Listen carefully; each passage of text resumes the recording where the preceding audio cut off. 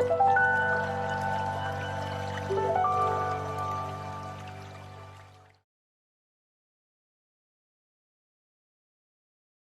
tarde a todos, espero que todos estejam bem. Hoje é dia 16 de março, nós temos a professora Lívia para se apresentar hoje, professora Lívia Magalhães da UF.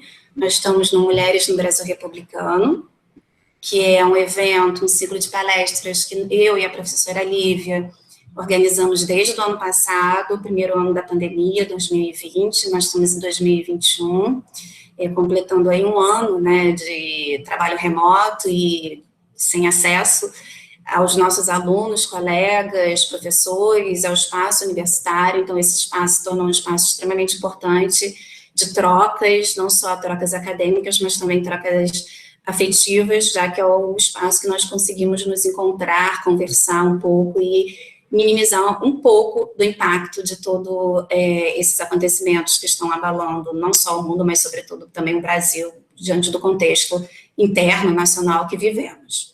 De qualquer forma, eu quero dar boa tarde a todos vocês, novamente, agradecer a presença. Nós temos, nesse momento, 63 pessoas nos assistindo, isso é muito bom. Esse é o primeiro Mulheres no Brasil Republicano desse ano de 2021. Como eu havia falado, nós vamos seguir com um encontro por mês, e esse primeiro encontro é um encontro muito especial, qual a gente tem aqui a presença da Lívia Magalhães, coordenadora do curso de História, professora de Brasil República, minha colega dentro da universidade e amiga também pessoal, então é um momento muito feliz para mim recebê-la, e no qual ela está trazendo um trabalho extremamente importante e bonito. Eu vou abrir aqui uma colinha para poder ler um pouco das informações sobre a carreira da professora. A palestra dela, como todos sabem, se chama Não se nasce mãe, não se nasce filho, torna-se feminismos, maternidade e adoção no Brasil contemporâneo. É um capítulo de um livro que a Lívia publicou, um livro organizado por mim e pela Carolina Fortes, que também está aqui presente, professora da Universidade Federal Fluminense, igualmente, professora da área de medieval. O nome do livro se chama Mulheres Tecendo Tempo, Experiências e Experimentos Femininos no Medievo e na Contemporaneidade. Foi um livro que nós tivemos uma felicidade muito grande de organizar no ano passado, saiu agora nesse iniciozinho de ano. Ainda iremos fazer um evento de divulgação mais amplo, de lançamento, até peço desculpas que eu acabei lançando cartaz de lançamento, mas na verdade era assim, a intenção de apresentar a existência desse livro, para quem ainda não conhece, e nós futuramente, muito em breve, iremos mandar para vocês também convites com um evento realmente de lançamento do livro com parte das autoras e as organizadoras, no caso eu e a professora Carolina Fortes, e que também participaram junto da organização a professora Lívia Magalhães, que vai palestrar, e a professora Caroline Carula, que estão aqui presentes, eu agradeço novamente, e que compõem, né, junto comigo, um segundo laboratório, que é o Laboratório Legis, que foi fundado também ano passado, que é o Laboratório de Estudos de Gênero e Subjetividades.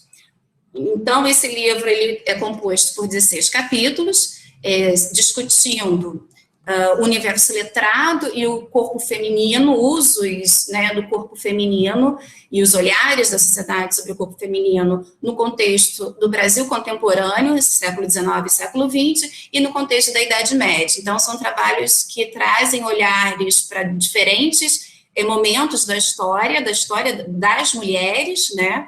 E fazendo um intercâmbio, um diálogo bastante interessante, que produziu uma reflexão muito apropriada para o momento que nós vivemos e muito significativa em termos acadêmicos. Eu convido a todos aqueles que ainda não tiveram contato com o livro. Esse livro está disponibilizado em PDF gratuito na página do Brasil Republicano, do laboratório nosso. Vocês podem baixar tranquilamente, e do Laboratório Legis também. Depois, quando eu passar a palavra para a Lívia, vou colocar para vocês os links respectivos. Aproveito também para divulgar que no YouTube nós já temos 3 palestras do ciclo Mulheres no Brasil Republicano, que foram realizadas no ano passado.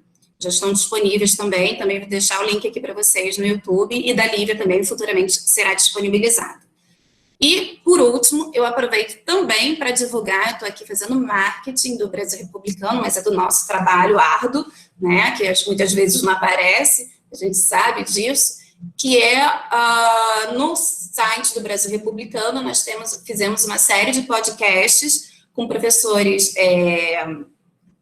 de referência na área de Brasil República, sobre temas clássicos, vamos dizer assim, e temas também inovadores da história republicana brasileira. Eu convido todos a visitarem, eu também vou deixar referência, nós temos a professora Ângela de Castro Gomes, o professor Marcos Napolitano, o professor Rodrigo Pato, enfim, são mais de 15 podcasts sobre temas variados da história política, da história cultural, da história social e econômica.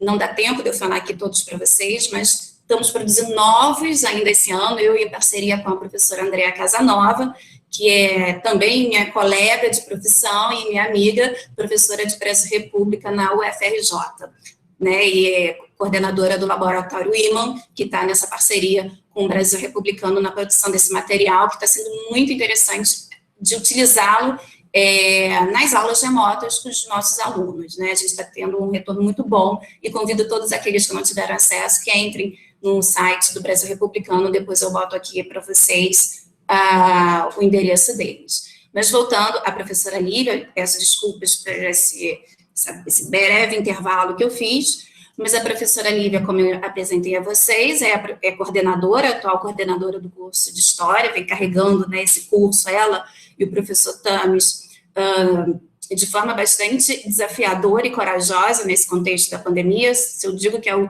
curso de História está funcionando, em boa parte é por conta dela, e também, claro, da diretora do nosso instituto, a professora Laura, e do nosso chefe de departamento, o professor Mário Grinspan.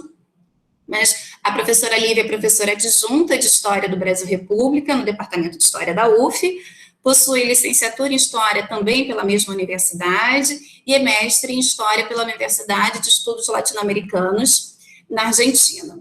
É doutora em História Social também pela Universidade Federal Fluminense e pós-doutora pela Unimontes de Minas Gerais, bolsista da CAPES, e pela Universidade de Paris, igualmente. Eu destaco aqui, a Lívia tem uma série de publicações, por conta do tempo, eu destaco 3 de suas publicações, sendo que outras também têm tão boa qualidade quanto, né, que é o livro que ela organizou, Lugar de Mulher, Feminismo e Política no Brasil, em 2017, o livro que é fruto da sua tese de doutorado, que se chama Com a Taça nas Mãos, Sociedade, Copa do Mundo e Ditadura no Brasil e na Argentina, publicado em 2014 pela Lamparina, com financiamento da FAPERJ. E, por último, destaco também o Violência Política no século XIX, que ela no século XX, tá? Que ela organizou junto com a professora Janaína Cordeiro e Renata Schettino, que saiu em 2018. Mas convido a vocês, né, lerem outros artigos, outras publicações da professora, que também podem ser encontrados no seu respectivo Lattes. E eu acho que é isso, né? A professora foi apresentada minimamente, mas novamente reforço o quanto eu estou feliz de começar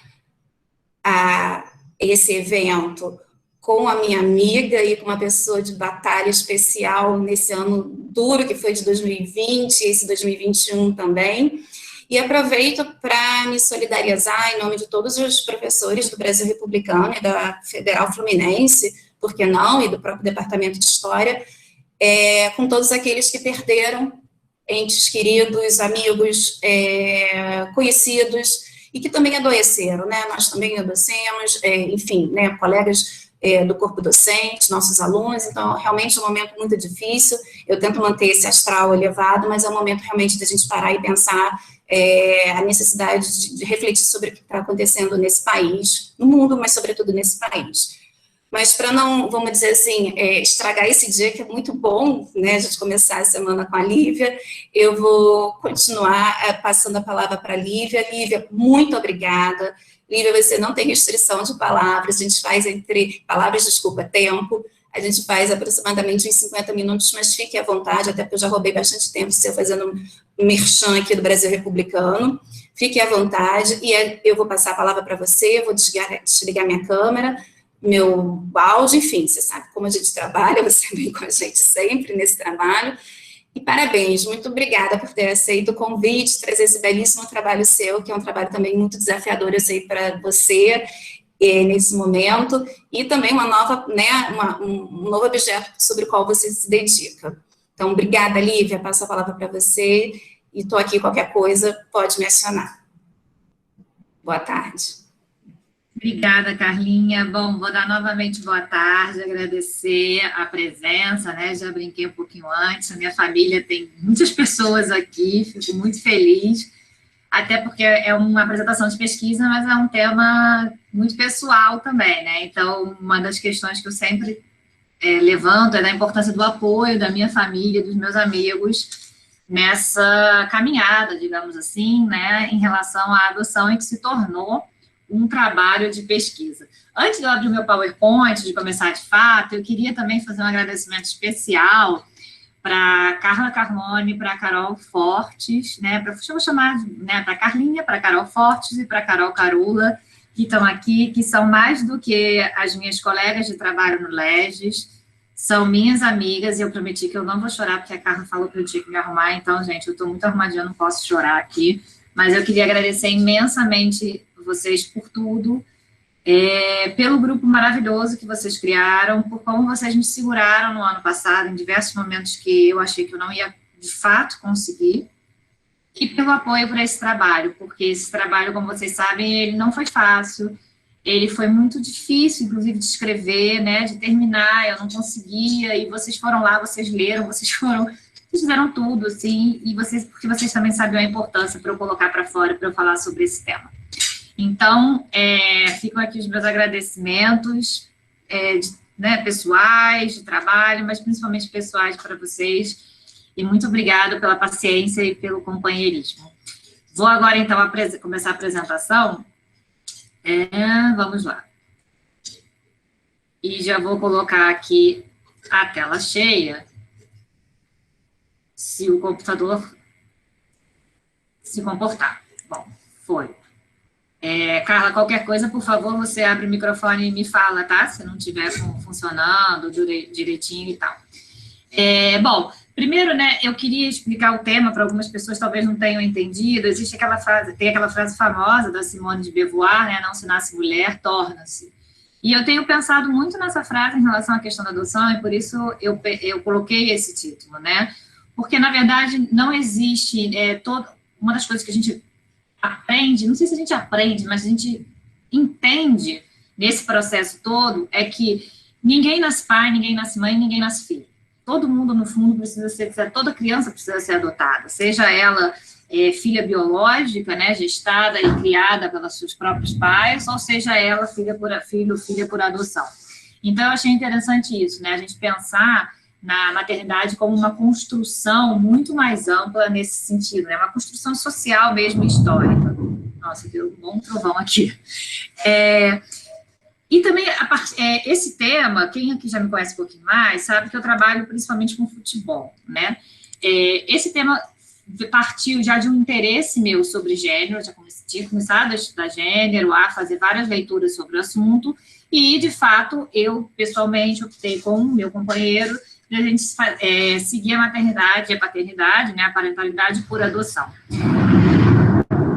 Nossa, gente. Quando nós começamos todo o processo e fomos acompanhando isso, foi muito difícil, né, porque eu acho que, por isso até que eu gosto de falar do assunto, tirar dúvidas e conversar com as pessoas, porque eu também já tive, né, lá naquele lugar de senso comum, de pensar, é assim, é assado, né, e questionar muitas coisas. E conversando com o assistente social do meu caso, né, do meu perfil ali, que me atendeu, e com a psicóloga, uma das coisas que eu dizia para eles é que eu ficava espantada, porque toda a bibliografia, porque, né, gente, assim, a nerd, então o que eu fiz? Eu comecei a estudar sobre o assunto, tá? E quase toda a bibliografia que eu encontrava, ela era muito relacionada, né, serviço social, psicologia, direito, mas a história, que é a minha área, não olhava para essa questão. Tem uma discussão sobre maternidade na história, sim, mas a questão da adoção, da maternidade por adoção, existem pouquíssimos trabalhos. Tem alguns trabalhos que são importantes, como, por exemplo, do meu colega e amigo também, pessoal Renato Franco, lá da UF, né, que trabalha no período anterior, não trabalha no Brasil contemporâneo, mas ele discute a questão do abandono, né, da instituição do abandono, de como essa era uma prática relativamente comum, né, o abandono não era visto como hoje, ou seja, contextualização e colocar dentro de uma perspectiva histórica essas questões de família e de parentalidade. Então, foi a partir daí que eu passei a me questionar, né, tipo assim, poxa, mas e a história? O que a gente está discutindo? E, além disso, também como militante, né, feminista, que eu tenho várias bandeiras, defendo tantas coisas, mas eu comecei a perceber também que tinha aí uma discussão que precisava ser feita a partir disso.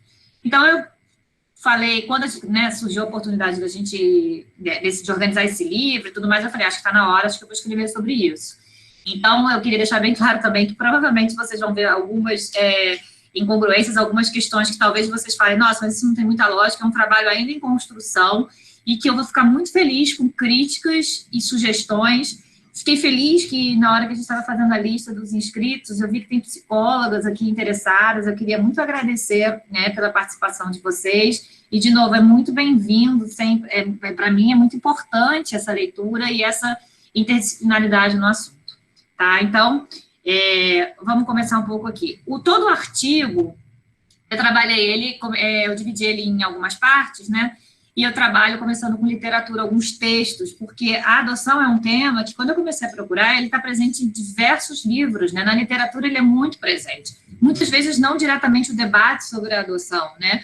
Mas a gente encontra livros que são bem interessantes e que ajudam a gente a perceber, de certa forma, uma naturalidade, ou seja, a questão de crianças que são criadas, né, não por os seus genitores, para a gente tentar procurar aqui uma forma de falar isso, né? Porque não gosto de falar de família, acho que a gente tem que tomar muito cuidado com os termos, vou falar sobre isso aqui também. Essa questão é muito presente na literatura. E, por exemplo, esse texto da Conceição Evaristo, né? Tudo passava lento, os 9 meses de eternidade, os enjoos. O estorvo que ela carregava na barriga faria feliz o homem e a mulher que teria um filho que sairia dela. Tinha vergonha de si mesmo e deles. Doou sua fertilidade para que outra pudesse inventar uma criação e se tornou depositária de um filho alheio. Que é quantos filhos Natalina teve. Se eu não me engano, nesse conto, a Natalina acho que tem 4 filhos e só fica com o 4º filho dela, né? E vem toda uma discussão de que ela trabalha, a passagem se faz referência ao caso de uma gravidez dela, que ela trabalhava numa casa, ela era empregada doméstica de uma família, de um casal, né, branco, burguês, classe média, e que eles não conseguiam ter filhos biológicos. Então, a patroa procura ela e fala, e se você engravidasse, né, e me desse a criança? Então, que é uma prática que, na verdade, no Brasil, inclusive é chamado, né, no meio, assim, digamos, da adoção, de adoção brasileira, né, que é essa prática de uma entrega de uma criança para um casal específico, tá? Então, esse conto me tocou muito, né, porque para a gente perceber como está presente na nossa realidade, mas às vezes a gente também fecha os olhos para isso. Então, aqui eu pensei, vamos trazer alguns mitos e preconceitos da adoção no Brasil. Primeiro, é importante a gente pensar o peso das palavras e vocabulário, né? A gente não fala mais em abandono de criança, a gente fala em entrega, tá, gente? Isso é fundamental, principalmente porque hoje uma das campanhas principais feitas pelos assistentes sociais, pelos psicólogos envolvidos em tudo isso, é que não é crime no Brasil, vou falar um pouquinho disso depois, a entrega de uma criança para adoção. Né? Você largar uma criança, ou seja, de fato, né, assim, o abandono, ele seria um crime, mas a entrega não é. E isso poucas pessoas sabem, então tem um julgamento por trás muito forte, né? Então, mas mesmo assim, eu acho que o termo abandono, ele é muito pesado para a gente pensar, e é o que eu quero discutir aqui, que eu vou demorar para chegar nesse ponto, já peço desculpas, mas que é a gente pensar na perspectiva das mães que entregam as suas crianças, né? Do que isso significa para elas. Eu acho que é um ponto que, quando quase todas as leituras que eu fiz sobre a adoção, elas não são pensando nessas mulheres, elas estão pensando principalmente nas crianças e na família que recebe as crianças. Não estou aqui querendo dizer, tá, gente, que não tem que pensar nesses casos, que não tem que pensar na criança, que não tem que pensar na família que recebe. Não é isso, mas eu acho que a gente também não pode ignorar a genitora, né? Inclusive por um debate, por isso o título da palestra, a partir de uma perspectiva feminista, tá bom? Então, outra questão também, a gente não fala mais em orfanato, né? Fica muito aquela ideia, inclusive a minha afilhada, né, falando orfanato das Chiquititas, uma ideia muito romantizada. A gente fala de abrigo, uma instituição de acolhimento. E também, para a gente parar de falar, o meu filho adotado, né, é filho. Outro dia, uma amiga minha que mora, que teve uma questão de fazer uma inseminação artificial, e ela falou, eu não falo do meu filho como meus filhos, esses são meus filhos por inseminação artificial, esse é o meu filho por cesárea e tal. Então, por que as pessoas falam esse é um filho por adoção? Filho é filho, né? Até porque a parentalidade, né, o ser pai, ser mãe, é uma instituição jurídica no mundo que a gente vive. Então, a partir do momento que... E isso, eu vou mostrar para vocês, tem uma historicidade, né? Então, a partir do momento que você adota uma criança, legalmente ela vai ter os mesmos direitos de qualquer outro filho que você tenha adotado ou não. Então, é importante a gente tirar os estigmas e o peso desse vocabulário, tá? Outra questão que eu acho que é importante e que eu vivo, né, aí, claro, trazendo do meu lugar, nessa história toda, nessa questão toda, a questão dos pretendentes, né? Alguns mitos, digamos assim, que a gente fala, o problema é que todo mundo quer menina branca e recém-nascida. Isso é falso. Vou mostrar para vocês aqui algumas estatísticas depois.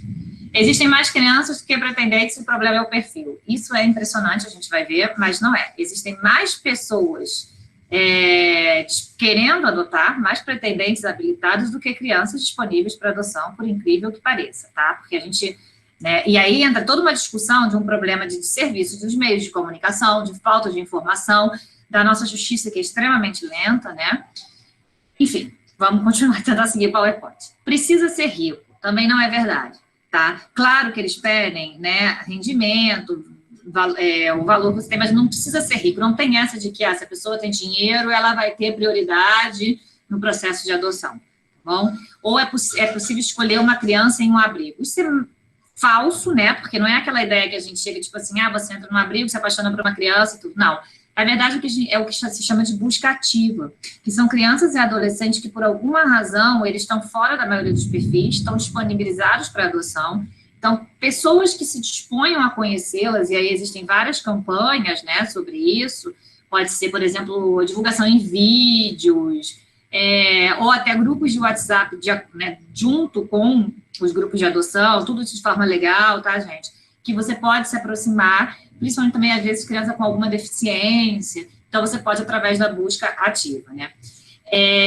O sistema não tem sentido. Essa eu coloquei aqui por uma meia-culpa, porque a primeira vez que a gente foi se informar de como a gente deveria fazer o processo para adoção, eu saí de lá chorando, irritadíssima, né, da primeira vara da infância e da juventude no Rio de Janeiro, e encontrei uma grande amiga minha, que é psicóloga, que tem muitas leituras sobre adoção, a família dela é diretamente envolvida no assunto, né, referência e tudo, e ela conversou muito comigo, porque eu disse para ela, porque parece que eu estou pedindo, que eu sou uma criminosa, que eu estou pedindo algo assim, né, mas entrei e hoje eu entendo que o processo, né, o sistema tem muito sentido, e o processo que eu passei, ele foi fundamental, tá? Então, eu acho que é importante a gente reconhecer isso. E aí vem a questão da fila, né, para habilitação. Ela é necessária? Ela não é necessária.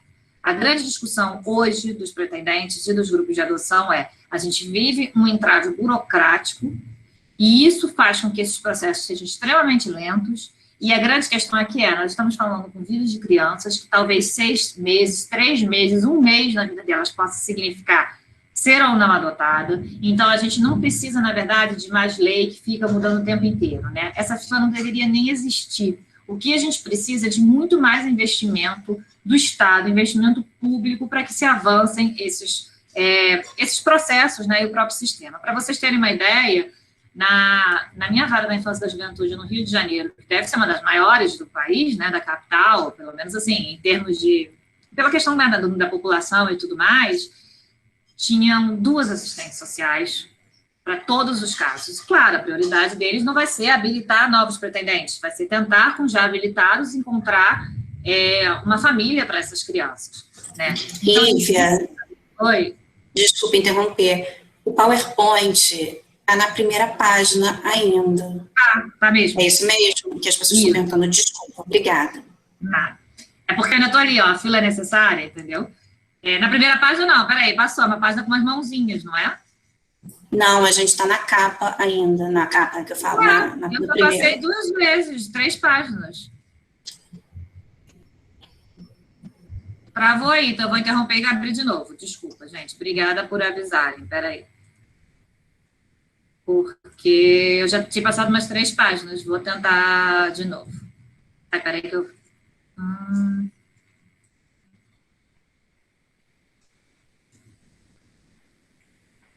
E agora? Ainda não carregou.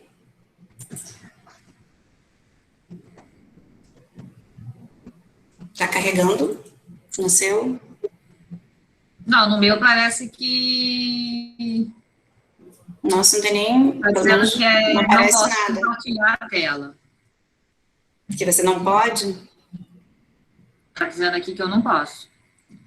Peraí, deixa eu fazer o seguinte. Deixa eu tentar de novo. Não se preocupa com essa parte que a gente está aqui, que depois eu vou ter que editar e tirar. Eu peço desculpas a quem está nos assistindo. Desculpa, mas eu estava aqui empolgadona falando, nem percebi. Se a Carla não me interrompe, eu ia continuar. Não, as pessoas observaram também. Eu estava tentando dar um tempo para ver se era uma questão só de... Vamos ver se agora vai. Agora está compartilhando. E agora precisa passar, porque ele está preso. Não, mas foi? Foi, está compartilhado. Deixa eu ver agora aqui, então. Aí, eu passei essa, que eu li o texto, que eu falei, né? O texto tá... Ainda não vimos o primeiro texto. Ainda está na sua tela inicial e sem estar maximizado. Tá com a primeira, que é a abertura, né? Ali é o título, e só, tá parado nesse. Eu não tô entendendo, porque para mim ele tá passando normal.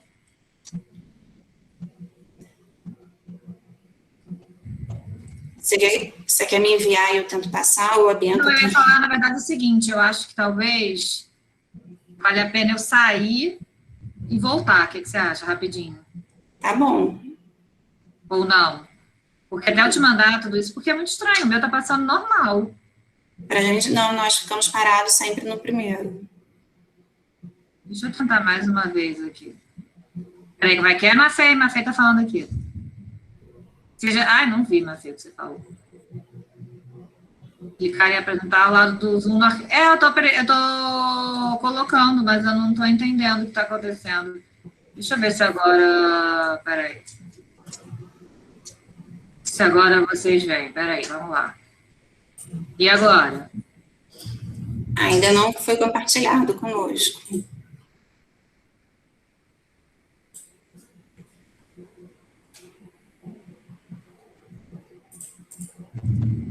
Nós estamos só te vendo. Agora está compartilhando. E agora tá. Agora vai. Agora vai? Então vamos voltar, gente. Desculpa, eu estava aqui terminando essa, tá? Então respira aí para depois poder cortar você direitinho. Não, para não ficar tudo embolado. Vamos dar uma parada aqui, aí eu corto você então, e o Renato Dias passando atrás de você. O Renato Dias passando atrás, todo mundo vendo. Desculpa, ele está pedindo desculpa, gente, mas para quem não conhecia o Renato Dias, aqui, apresentado. Bom, então vamos lá, tá? Vou voltar para a fila. A questão da fila, né? Se a fila é necessária. Então, resumindo, ela não é necessária no sentido de que ela não deveria existir, né? E que nós temos esse grande problema, e eu digo isso para vocês, gente, porque muitas pessoas me perguntam o que a gente pode fazer para ajudar, né? Já que é um assunto de interesse profundo. A gente precisa, por exemplo, fazer pressão. Quando a gente tem no estado do Rio de Janeiro, eu vou falar muito do estado do Rio de Janeiro, tá, gente? Principalmente da cidade, porque, só uma observação, porque todo o processo é feito de acordo com cada cidade, né? O cadastro, ele é nacional, tá? Mas cada um procura a sua cidade, né? A sua vara da infância e da juventude e do idoso, mas cada um, por exemplo, algumas pedem que você faça o curso depois que você entrega a documentação. No nosso caso, a gente teve que fazer o curso e depois entregar toda a documentação. Então, é difícil falar de uma forma mais geral, tá? Vou falar da minha realidade para também não cometer nenhuma injustiça e nenhum erro. Mas, enfim, o nosso caso, por exemplo, foi diretamente afetado pela crise do estado do Rio de Janeiro e do município, né? Ou seja, profissionais que foram aposentar ou a não contratação de profissionais. Então, a gente tem que lembrar, tá, que quando se fala vamos enxugar a máquina do funcionalismo público, né? Todas essas questões são afetadas também, tá?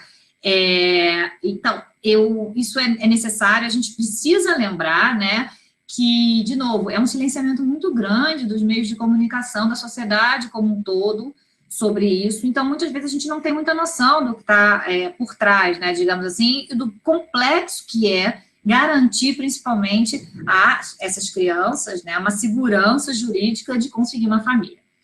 Aqui eu queria mostrar para vocês, ainda bem que agora está tudo certinho, porque ali no dia, esse desenho ali, né, da ANGAD, que é a Associação Nacional de Grupos de Apoio de Adoção, como eu falei, tem os grupos, né, esse é um outro problema que eu acho muito complicado, esses grupos são muito legais, incríveis, eu agradeço muito a participação do grupo, mas eles são todos grupos formados por voluntários, o que é um absurdo, né, porque, por exemplo, a gente teve dificuldades, eu e meu companheiro, para conseguir vaga para reunião de grupo, para vocês terem uma ideia. Por quê? Porque eles são poucos, eles não conseguem, essas pessoas estão fazendo isso tudo de forma voluntária. Então, o Estado te obriga a cumprir um caminho, né, uma legislação, quando ele não te dá garantias de que isso possa seguir adiante. Eu acompanho alguns grupos, né, alguns Instagrams de adoção, e no interior isso é muito complicado. Tem gente que está mais de 1 ano e meio, 2 anos numa fila para participar de um grupo de apoio, né, que é obrigatório para habilitação. Então, eu queria reconhecer o esforço desses grupos, né, a importância deles, e eu acho que a gente precisa discutir que eles têm que ter uma institucionalização maior e um apoio maior do Estado também, tá? Mas, enfim, eu trouxe ali porque toda essa apresentação vocês vão ver mãozinhas como essas, que essa mãozinha é o símbolo do Dia Mundial da Adoção, tá? Que é esse sorrisinho que é no dia 9 de novembro. Então, eu pensei, achei bonitinho, e o Renato aqui também achou legal, né, eu colocar aqui para vocês verem, e já adianto, né, a gente está em março ainda, mas 9 de novembro, quem lembrar, faça a sua publicidade, né, tipo, lembre do Dia Mundial da Adoção, coloque no Instagram, sei lá, no Facebook, mas, enfim, é uma campanha que eu acho muito legal, muito bonita. Vamos lá, e aí começa, tá, gente, essa mãozinha que, por exemplo, tem um olhinho, eu fui colocando alguns sobrinhos, algumas outras pessoas, tentando dar uma certa, tampar um pouco eles. Mas vamos para o histórico da adoção, né? A primeira lei é de 1851, no Massachusetts, Estados Unidos, que esse é o parágrafo, desculpem. Depois, em 1892, nós temos uma primeira lei na França. E qual é o processo desse contexto, né? De novo, aqui eu acho que é a questão da gente trazer um viés, um olhar historiográfico para essa discussão. E a consolidação dos Estados nacionais nos séculos XIX e XX, que significou a institucionalização e regulação do Estado. Antes, aquelas, né, a questão da adoção, ela era feita o quê? Eram crianças que eram cuidadas por organizações comerciais, de fato, tá? Compra e venda de crianças mesmo, ou religiosas. Não tinha uma legislação, o Estado não assumia.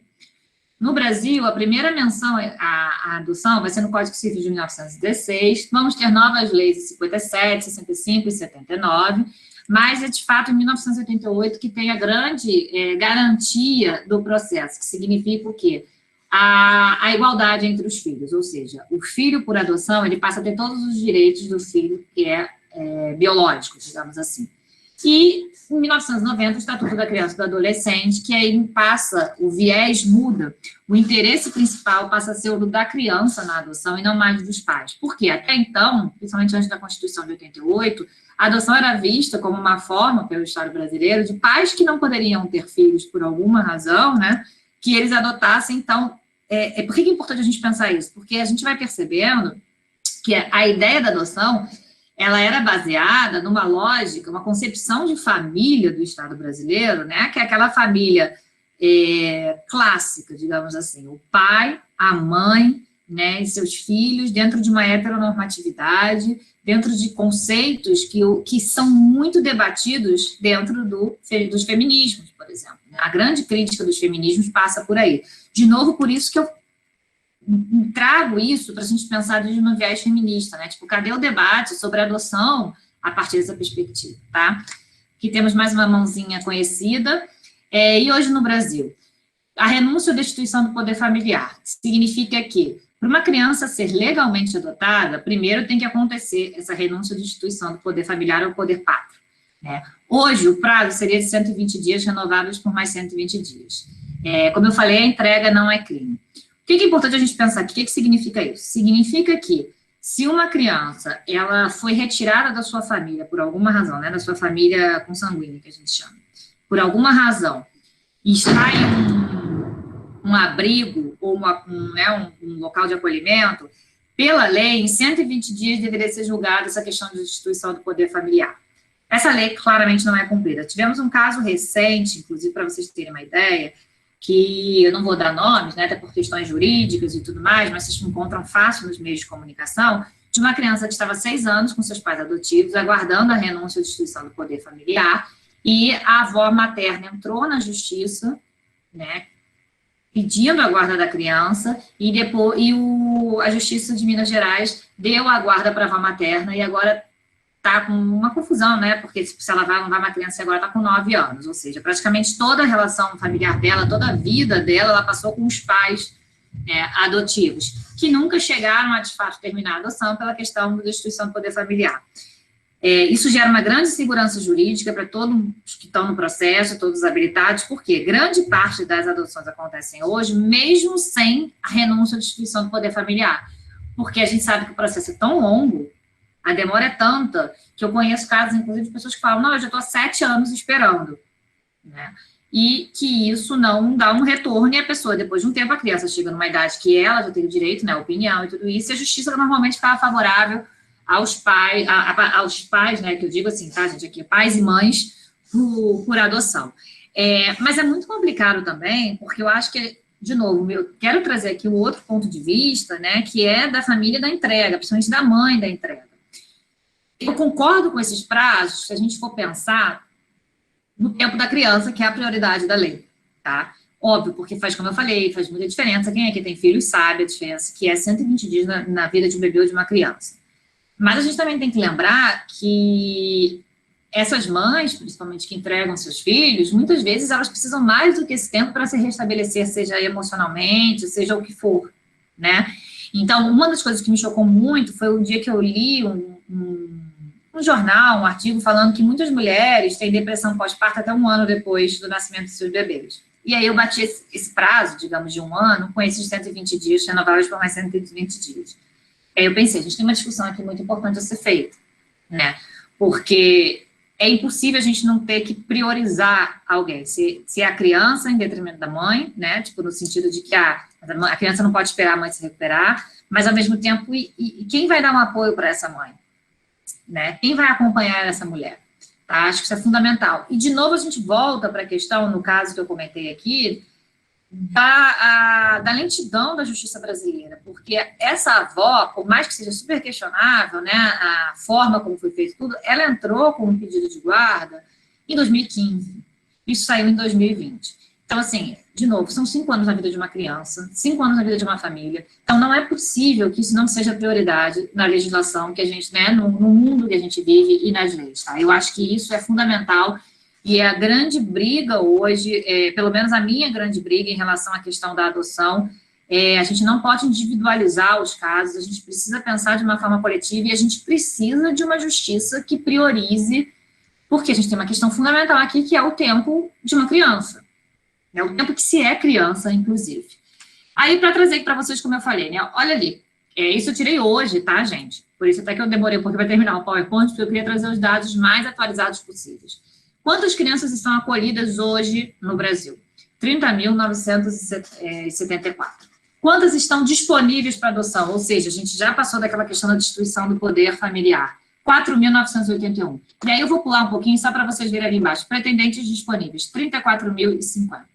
Então, aquele papo de, o problema é que os pretendentes são muito exigentes, os pretendentes querem escolher, não aceita, ele não é verdadeiro, tá? E, além disso, de novo, aqui eu vou agradecer mais uma vez a minha participação nos grupos de adoção e o papel da psicóloga e da assistente social que me acompanharam na facilitação. Tudo bem? Alguém abriu o microfone. Enfim, vou continuar. Que foi a questão de como eles falaram para a gente assim, ninguém pode se obrigar. Criança, adoção não é prêmio de consolação. Tá? Esse é um primeiro ponto. E é uma grande dificuldade, porque A grande maioria não foi, por acaso, a minha situação, né? Isso é uma questão particular, que até posso depois falar um pouquinho, a maioria das pessoas sabe, não tem problema nenhum de falar isso, mas não foi a minha, mas de certa forma sempre é também um pouco, né? A questão de que, você não pode ter filhos biológicos, então a pessoa passa por um luto, digamos assim, né? Dessa questão de não poder ter a parentalidade biológica, e depois adota uma criança. Então, tipo assim, essa criança não é uma substituição, uma criança que não existe. Então, a gente precisa parar de romantizar esses processos familiares, que é um ponto que eu vou trazer mais para frente. Isso é fundamental. A romantização da maternidade, da família, ela é extremamente cruel, ela não serve, sinceramente, para ninguém, não serve para a mãe, não serve para o pai, não serve para a criança, serve para o avô, não serve para a avó, não serve para ninguém. Tá? Não serve para a sociedade como um todo. Essa romantização é uma ideia de que você vai ficar procurando naquela criança vestígios, digamos assim, né, da sua genética, da genética do seu companheiro, da sua companheira, ou pior ainda, né, que é muito comum, que eu já ouvi, gente, e ouvi muito, coisas do tipo, mas você deveria ter medo, porque você não sabe. Fulano que eu conheço, a criança vai matar com uma faca. E aí eu lembro que eu participei de um evento com a Manuela Dávila, e quando eu comentei isso, a Manuela Dávila virou e falou assim, você deve responder para todo mundo, Suzane. Eu não lembro agora como é que se pronuncia o sobrenome dela. Né, que era filha biológica e premeditou e né, organizou o assassinato dos pais.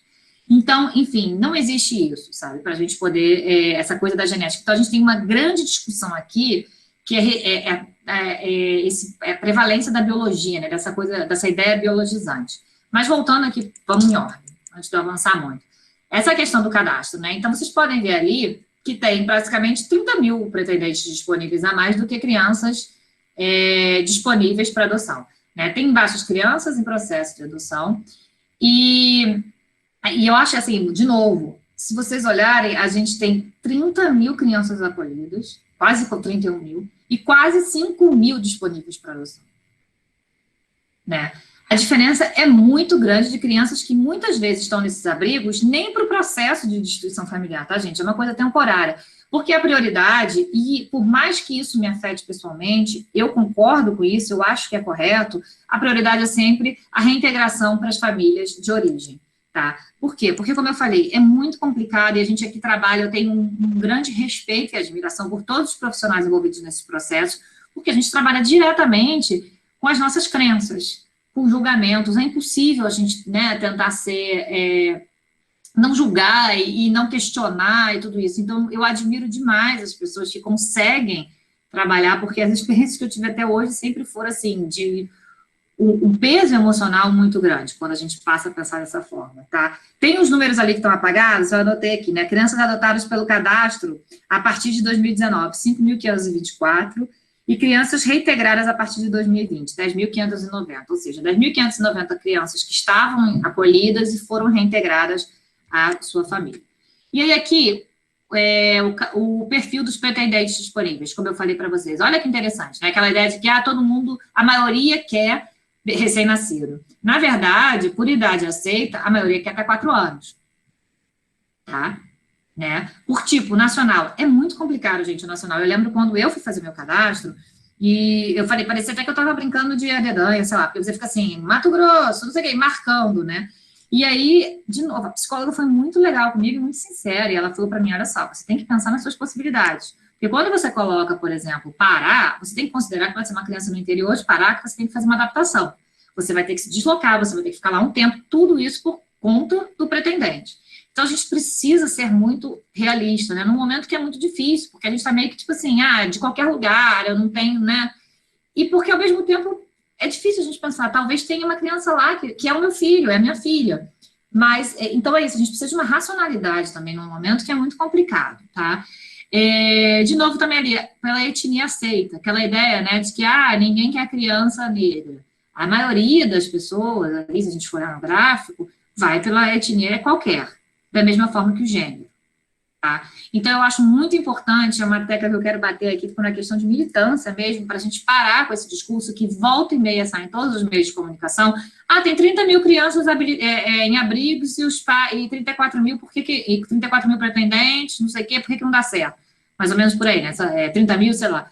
Porque todo mundo quer bebê, louro, de olho claro, menina recém-nascida. Não é, gente, tá? Então, tá aí para mostrar para vocês esses dados são todos públicos, disponíveis, como eu falei para vocês, eu não entrei nem pelo meu cadastro, eu fiz questão de entrar pelo público para poder mostrar para todo mundo o que está disponível para a população, tá? Peraí, desculpa, aqui eu copiei, eu acho que devo ter copiado errado, achei que era para ser das crianças disponíveis, mas enfim. E aqui vamos entrar mais na questão do artigo mesmo, né, da apresentação, que seria essa ideia do que é a tríade da adoção, que eu quero trazer para vocês, tá? Da Maria Antonieta Mota, que é um trabalho que eu recomendo muitíssimo, que eu cheguei nele quando eu ainda não estava habilitada, exatamente quando começou a me incomodar muito essa situação de, tipo, o que começou a me incomodar muito? Quando eu comecei a contar para as pessoas que nós íamos adotar, e a coisa que eu mais escutava era, nossa, você tem um coração muito grande, nossa, você é muito boa, né? E, de novo, essa romantização da minha maternidade. E eu ficava pensando, desculpa, eu me considero uma pessoa boa, vou ser muito sincera, mas eu não me considero uma pessoa boa por isso, porque é isso, eu não estou fazendo uma bondade para essa criança. E o trabalho do grupo de apoio foi fundamental para isso. A primeira vez que a gente conseguiu finalmente uma reunião foi, assim, um divisor de águas na nossa vida, porque eu lembro que era uma palestra com uma psicóloga e o tema da palestra era adoção, 2 pontos. Um ato de amor? Uma pergunta. Né? E aí ela discutia isso, falando, vocês têm ideia do quanto é cruel você jogar numa criança que ela é a razão do seu amor, que não é, que ela é isso, um ato de amor seu? Ela falou assim, não é um ato de amor, é uma escolha sua. Você decidiu ter um filho ou uma filha, e você não pode jogar em cima dessa criança essa responsabilidade que ela tem de dar conta, né, do que é o seu desejo como mulher ou homem ou o que for, tá? E, inclusive, essa psicóloga mesmo dizia, e isso é um debate que tem que ser feito não só para crianças que são adotadas, para qualquer criança, né? Ninguém pode jogar em cima de um novo ser vivo, né, de um bebê, de uma criança, esses tipos de ideais que nós temos sobre ele. E isso para a gente também foi, assim, um choque, foi fundamental. Ou, por exemplo, e ela contava, né, casos de pessoas que devolviam as crianças, que é horrível esse termo, mas é o que a gente se usa, né, as crianças são, de fato, devolvidas muitas vezes, e é uma das grandes lutas, né, das pessoas envolvidas, todo o sistema, que não aconteça essa devolução. E ela disse, por exemplo, de que teve casos de crianças que diziam, de pais, desculpa, que diziam, não, eu vim devolver porque estava tudo ótimo, mas eu me esforcei muito, mas ela mentiu. Aí ela falou assim, gente, a criança de 5 anos, ela até falou, né, psicólogos mesmo dizem, né, a gente não sabe nem se pode falar em mentira com 5 anos, porque a criança não tem noção do que é uma mentira com 5 anos, né.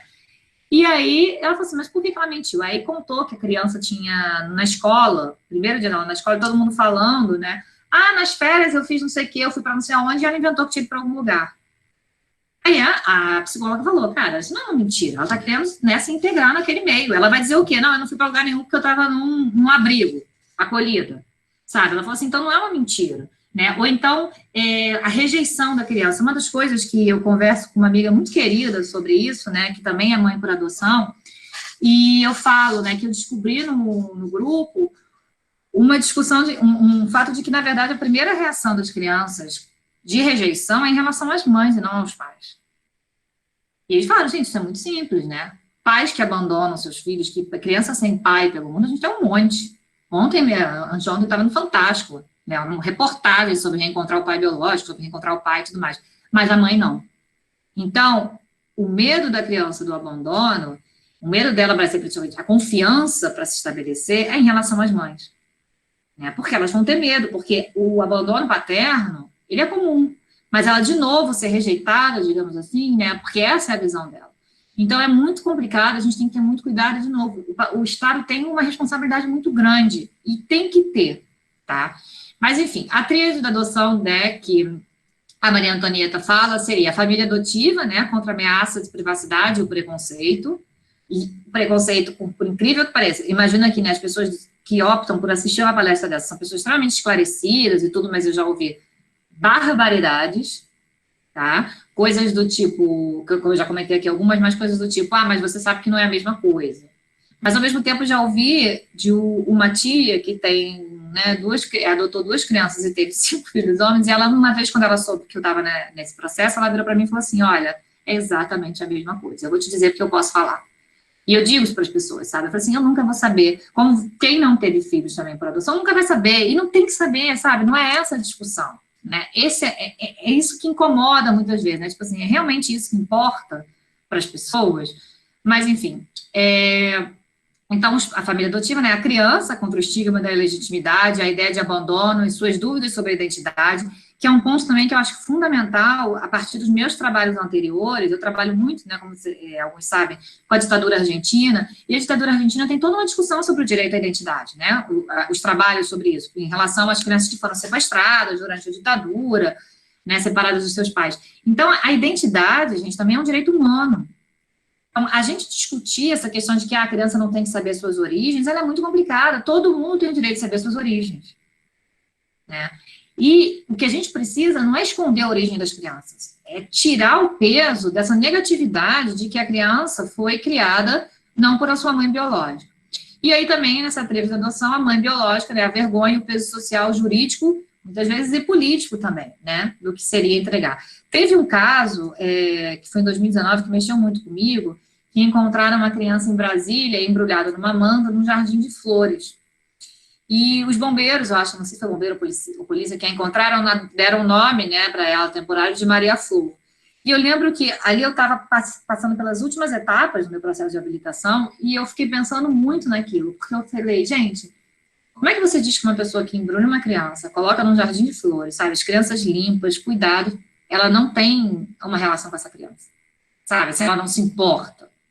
Então, a gente precisa discutir que nós estamos em um país, falando de Brasil, né, que a minha pesquisa está restrita ao Brasil, em que ser mãe é muito difícil, porque ser mãe é muito solitário também. Né? Eu discuto isso muito de novo, né, com as minhas amigas do LEGES, as Caróis e a Carla, né, sobre a solidão da maternidade no Brasil. Sabe, a solidão de tudo, de você, da uma ideia de que, você não quis ter, então você agora aguenta, né? A questão do auxílio, no sentido de creche, auxílio saúde, todo esse tipo de coisa, tá? E, voltando, que eu lembrei de uma outra história, que eu acho legal contar, que essa psicóloga desse primeiro encontro de adoção que a gente teve, ela falou essa questão de entregar a criança, né? Aí ela falando que há muito tempo ela já trabalha com crianças e com família, não só por adoção, mas aí ela tem 2 filhos biológicos, e ela falando, gente, é porque mulher normalmente não assume. Toda mãe, ela falou, não é mãe por adoção, não, toda mãe já pensou, meu Deus, o que eu fiz, eu quero devolver.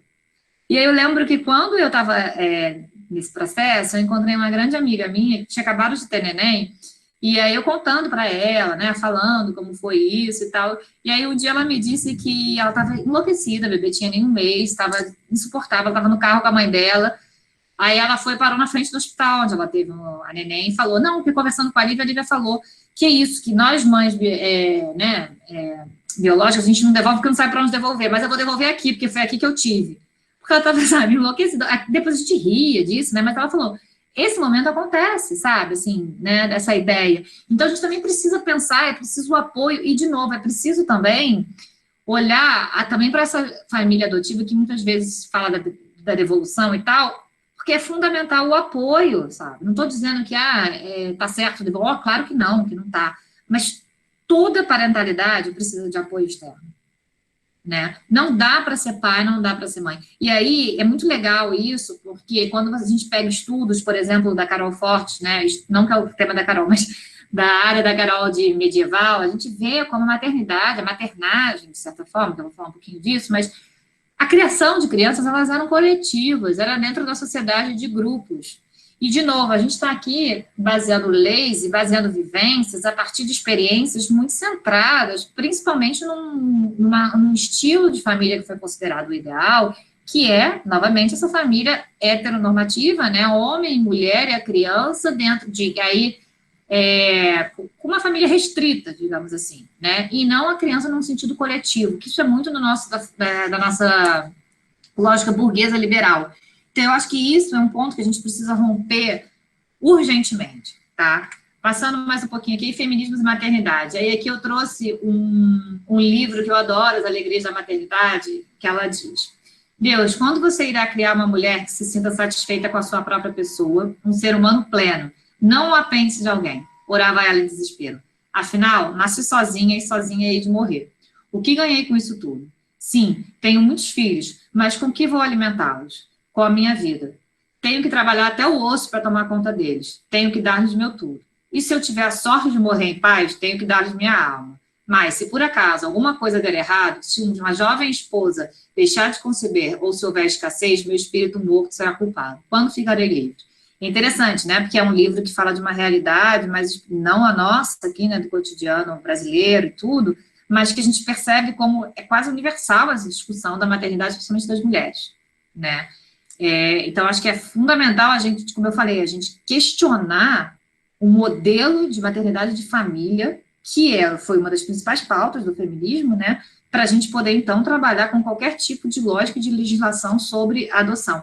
E interessante, porque a adoção, nisso, ela avança, né, tipo, o próprio direito de casais homoafetivos poderem adotar, a adoção por família, por pais solteiros e mães solteiras também. Então, é muito legal ver, nesse sentido, como, o mais que caminho, digamos assim, né, mais lento, mas o ambiente da adoção, ele consegue trazer muitas questões progressistas importantes, tá?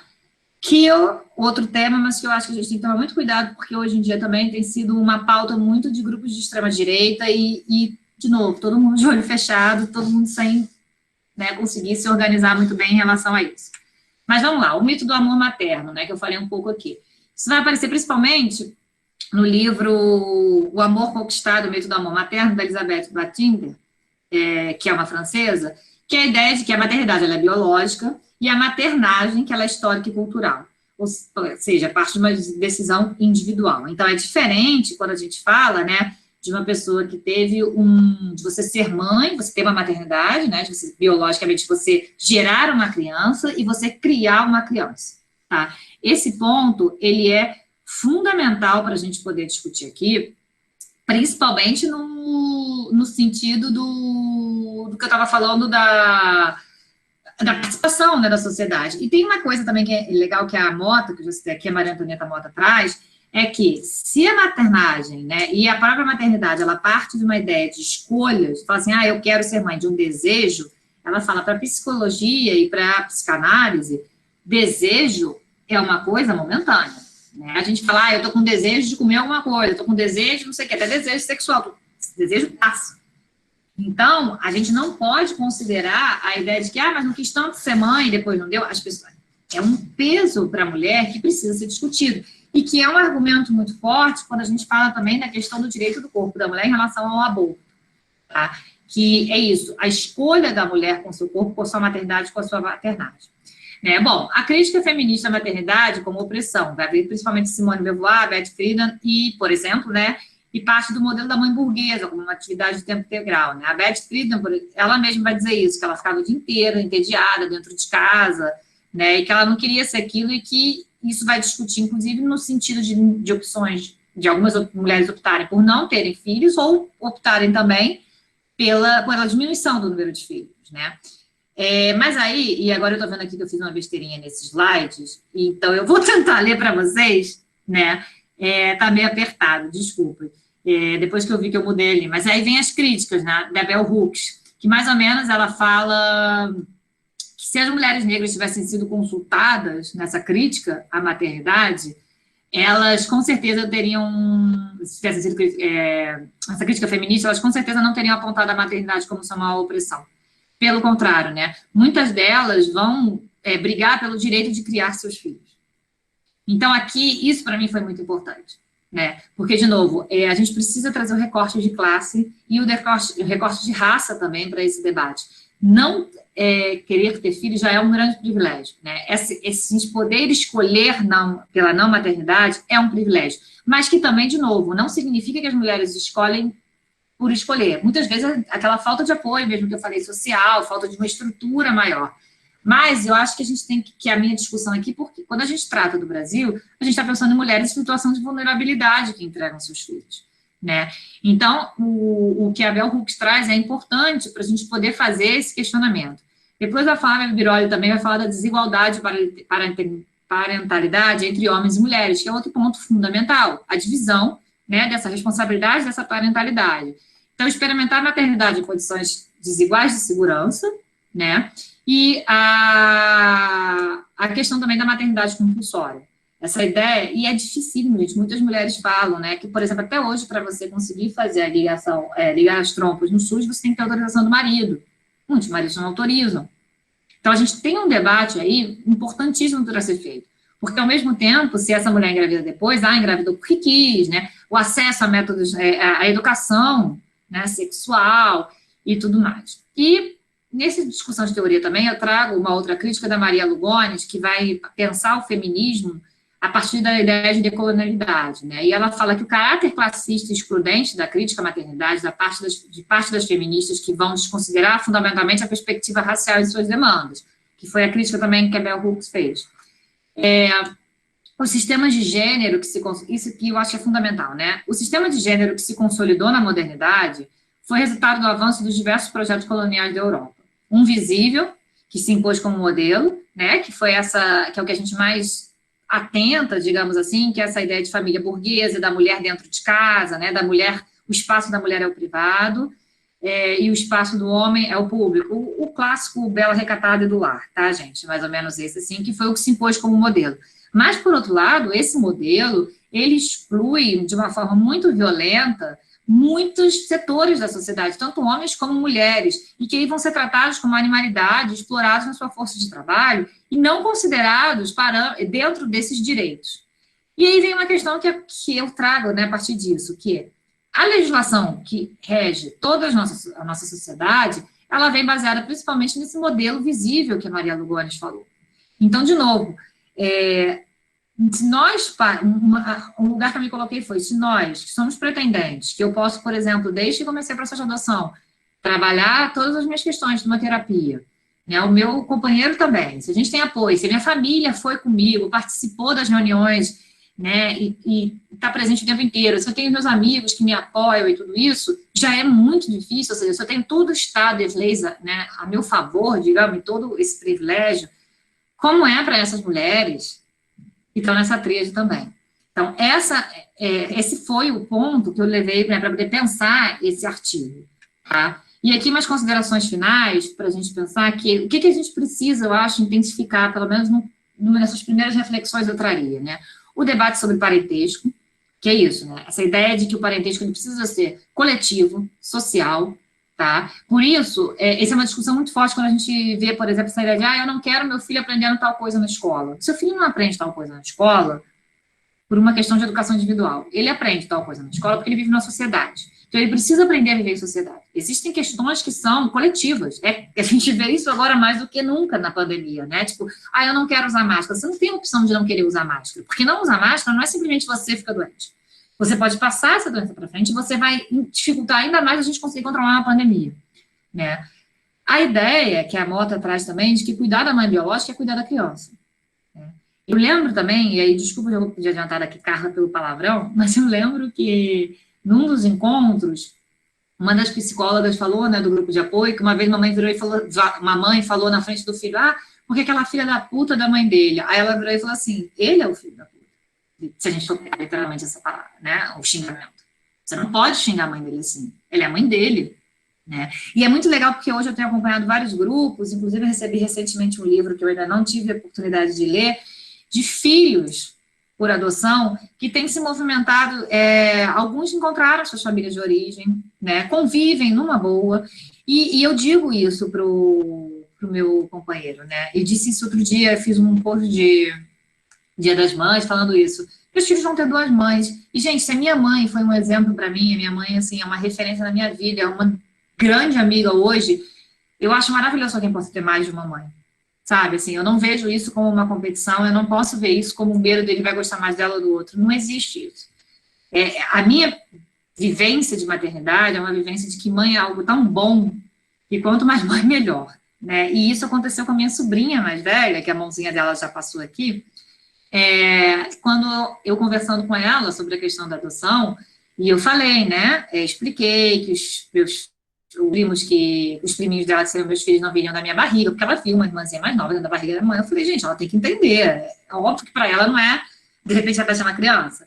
Então, a gente conversa isso já tem um tempo, né, com ela, E aí ela perguntou, por que a mãe deles não vai querer eles? Aí eu falei, não é que ela não vai querer, é porque você vai ver um dia que é tudo mais difícil e ela acha que eles vão ser mais felizes se eles forem criados por outra família, como a gente, que está aqui cheio de amor para dar para eles. Aí ela respondeu para mim, eu já adoro a mamãe deles, porque ela vai me dar meus primos. Então, eu acho que o exemplo também, né, da simplicidade dessa palavra dela como criança mostra para gente como não é uma competição, sabe? Como, na verdade, essas mulheres, nós, né, os pais por adoção, temos que ter uma relação de muita, não digo agradecimento porque é ruim, né? Porque, de novo, essas mulheres não são parideiras, sabe? A gente precisa tomar muito cuidado com isso, elas não estão aí para cumprir o meu sonho, né? Mas a gente tem que ter muita empatia, sabe? Por essa relação e muita compreensão também, né? Então, questionar também o paradigma biológico, né? Essa ideia de que a biologia sempre tem que prevalecer, ou que as próprias, de novo, né? A maternidade significa que a biologia é necessariamente maternagem. Discutir a liberdade do corpo feminino vai além do direito ao aborto livre, seguro e gratuito, porque, por exemplo, as mulheres que também optam por não abortar, elas não obrigatoriamente têm que materná-las, não obrigatoriamente têm que ficar com aquelas crianças. A gente também precisa lidar com isso, né? Uma maior participação da sociedade, e o foco nos direitos humanos das mulheres, porque a forma de garantir o direito humano das crianças é garantir os direitos humanos das mulheres. Então, aqui a gente tem a última, né, aqui é a minha filhada, que essa foto está linda também, né, antes era para mostrar, era o meu sobrinho, aqui é a minha filhada, e uma frase que eu gostei muito de mais um livro de literatura que eu li, que no caso não falava de adoção, né, mas que falava que é preciso separar a associação automática mulher-maternidade e converter esse ofício num trabalho neutro, uma função social genérica. Fazer isso é questão de poder. Quem tem o poder estabelece as regras do jogo, cria as razões que justificam determinado modo de organização. O debate desse livro, né, falava, por exemplo, é uma história de ficção de um país que passa a ser governado só por mulheres, né? A presidenta é mulher, todas as ministras e tudo. E que eles criam nas escolas obrigatoriedade de se estudar maternidade e maternagem. Porque eles falam, a responsabilidade não é só das mães, todo mundo tem que aprender. Finalmente, eu termino com essa foto minha aí do Renato, falei para ele autorizou, tá, gente, com as referências bibliográficas, e peço desculpa pela confusão, tudo, ficou muito calor aqui, porque ele fechou tudo, mas, enfim, acho que era mais ou menos isso. Se eu esquecer alguma coisa, a gente também pode deixar aberto para as perguntas, e queria agradecer a paciência de vocês por terem ficado até agora. Obrigada. Lívia, obrigada, foi excelente, apesar dos probleminhas técnicos que nós tivemos, mas aprendemos muito. Eu tenho uma série de perguntas, não vou fazer todas, porque, claro, vou deixar espaço para nossos ouvintes, o público. A primeira coisa que eu penso, como é desafiador para você tratar de um objeto que está intimamente relacionado com a sua pessoa e com a sua subjetividade e com a sua condição de mulher. Eu, hoje em dia, compartilho a ideia de que todos os objetos de estudos, todos, eu posso estar exagerando, mas de grande parte estão relacionados com nós de alguma forma. Mas alguns são mais sensíveis do que os outros, sem sombra de dúvida, e eu reconheço isso, e quanto corajosa você é de se expor, literalmente se expor, e se debruçar sobre esse tema, e tentando desconstruir uma série de tabus e uma série de preconceitos e afirmativas que para quem está de fora são verdadeiras. Então, primeira coisa, parabéns pela sua coragem enquanto mulher e pesquisadora, parabéns pela sua coragem enquanto mãe, né, para você e seu companheiro, Renato, e eu, agora, como uma pessoa que está de fora desse universo, que é o universo da adoção, que ao mesmo tempo eu fiquei pensando, mas por que o universo da adoção é tão distante para todas nós, que não optamos ou convivemos com essa realidade próxima? Por que ele é tão distante? Justamente por ser um tabu, né? Não se fala, não se pode falar, não se pode comentar, se fala no pé do ouvido, é um segredo, não conta para ninguém não, mas fulano, né, vai fazer isso, fulano vai adotar, ou fulano é adotado. E eu acho que isso também, e aí você me corrija e me ajude a pensar, por gentileza, Lívia, que também está relacionado a uma questão de concepção de maternidade que nossa sociedade tem e da própria concepção de corpo feminino, né, como você realmente já tocou, né, na sua fala. né? Do filho se ter, tanto a mulher quanto o filho, no final das contas, numa sociedade paternalista, muitas vezes serem considerados propriedade paterna, né? Então, você destituir uma propriedade é complicado, né? E você assumir a propriedade, vamos dizer, do outro, né? De outrem, né? De outra pessoa, também é revestido de tabu. Isso é um tabu e, ao mesmo tempo, que vem através do discurso do amor, dizendo, então a criança foi rejeitada, não teve o amor, foi rejeitada, a mãe não foi suficientemente corajosa e amorosa para assumir a maternidade, apesar de todas as diversidades. São questões que eu fico pensando. E aí, eu tenho algumas perguntas, mas eu vou fazer, acho que praticamente são duas, né? A questão, por que no Brasil, por tanto tempo, e ainda hoje, perpetua esse discurso, que você falou que não é verdadeiro, de que há mais crianças do que pais adotivos, a boa parte dos pais não querem crianças do sexo masculino, ou já com uma idade avançada, sendo aí que você colocou a idade de 4 anos como um marco referencial importante, e, sobretudo, a questão da condição racial. E a outra pergunta, que também é um grande tabu, e que você também tocou, né, na verdade é só para incentivar o debate, é a questão de como não se fala depois de ter sido feito o processo de adoção, como se a pessoa que, né, abriu mão do poder materno, né, não sei se a palavra está correta, que é poder pátrio, mas aí, não sei qual, você me corrija, por favor, não se fala mais dessa mãe, essa mãe some do mapa, né, e acredito que ela suma também do Estado, no sentido de não ter mais nenhum tipo de amparo, não é legal não, mas amparo psicológico, acompanhamento, porque muitas vezes a gente está falando de moças jovens, né, e vamos ser sinceros, né, pessoas que muitas das vezes não têm recursos, isso é a grande maioria, e a adoção não é muitas vezes só uma opção porque eu não queria ser mãe, mas é uma opção dentro de um universo de uma série de restrições que essa mulher vive, né, pode ser sim uma opção, como é que eu posso dizer, por uma questão de escolha, mas muitas vezes eu posso estar equivocada e você, por favor, me corrija, a gente percebe que não é condenar a adoção, o processo de adoção, não, mas muitas vezes também é uma falta de opção dessa mãe de ficar com essa criança, né, de recursos financeiros, estamos falando, não basta amar somente, né, não basta amar, que amor, infelizmente, né, não sustenta, né, na sociedade, não garante saúde, não garante casa, não garante comida. Então, aí a minha pergunta também, há por parte do Estado algum tipo de trabalho, não no sentido de convencimento do contrário, não é isso, pelo amor de Deus, que não me entenda isso, tá? Mas de perguntar quais são as reais condições e questões que levam essa mãe a abrir mão, né, do seu filho, se é para uma posição mesmo ou porque as condições no quais ela se encontra, sociais, enfim, acho que está tudo misturado no final, né, mas há uma parte do Estado, alguma atenção nesse sentido, né, de tentar esclarecer esse processo em relação, porque eu vejo, né, o trabalho psicológico em relação aos pais adotivos, mas e a mãe né, que passa, que também pode ser, não necessariamente, mas pode ser também um processo violento, não sei, mas eu fico pensando que como tudo está marcado por violência, tudo, e nas relações entre gênero e maternidade no Brasil tem a marca da violência, isso também pode ser um processo violento, e que muitas das vezes essa mulher não tem ou a consciência ou as condições de dizer não, ou eu quero, mas eu quero que seja de outra forma, eu estou fazendo...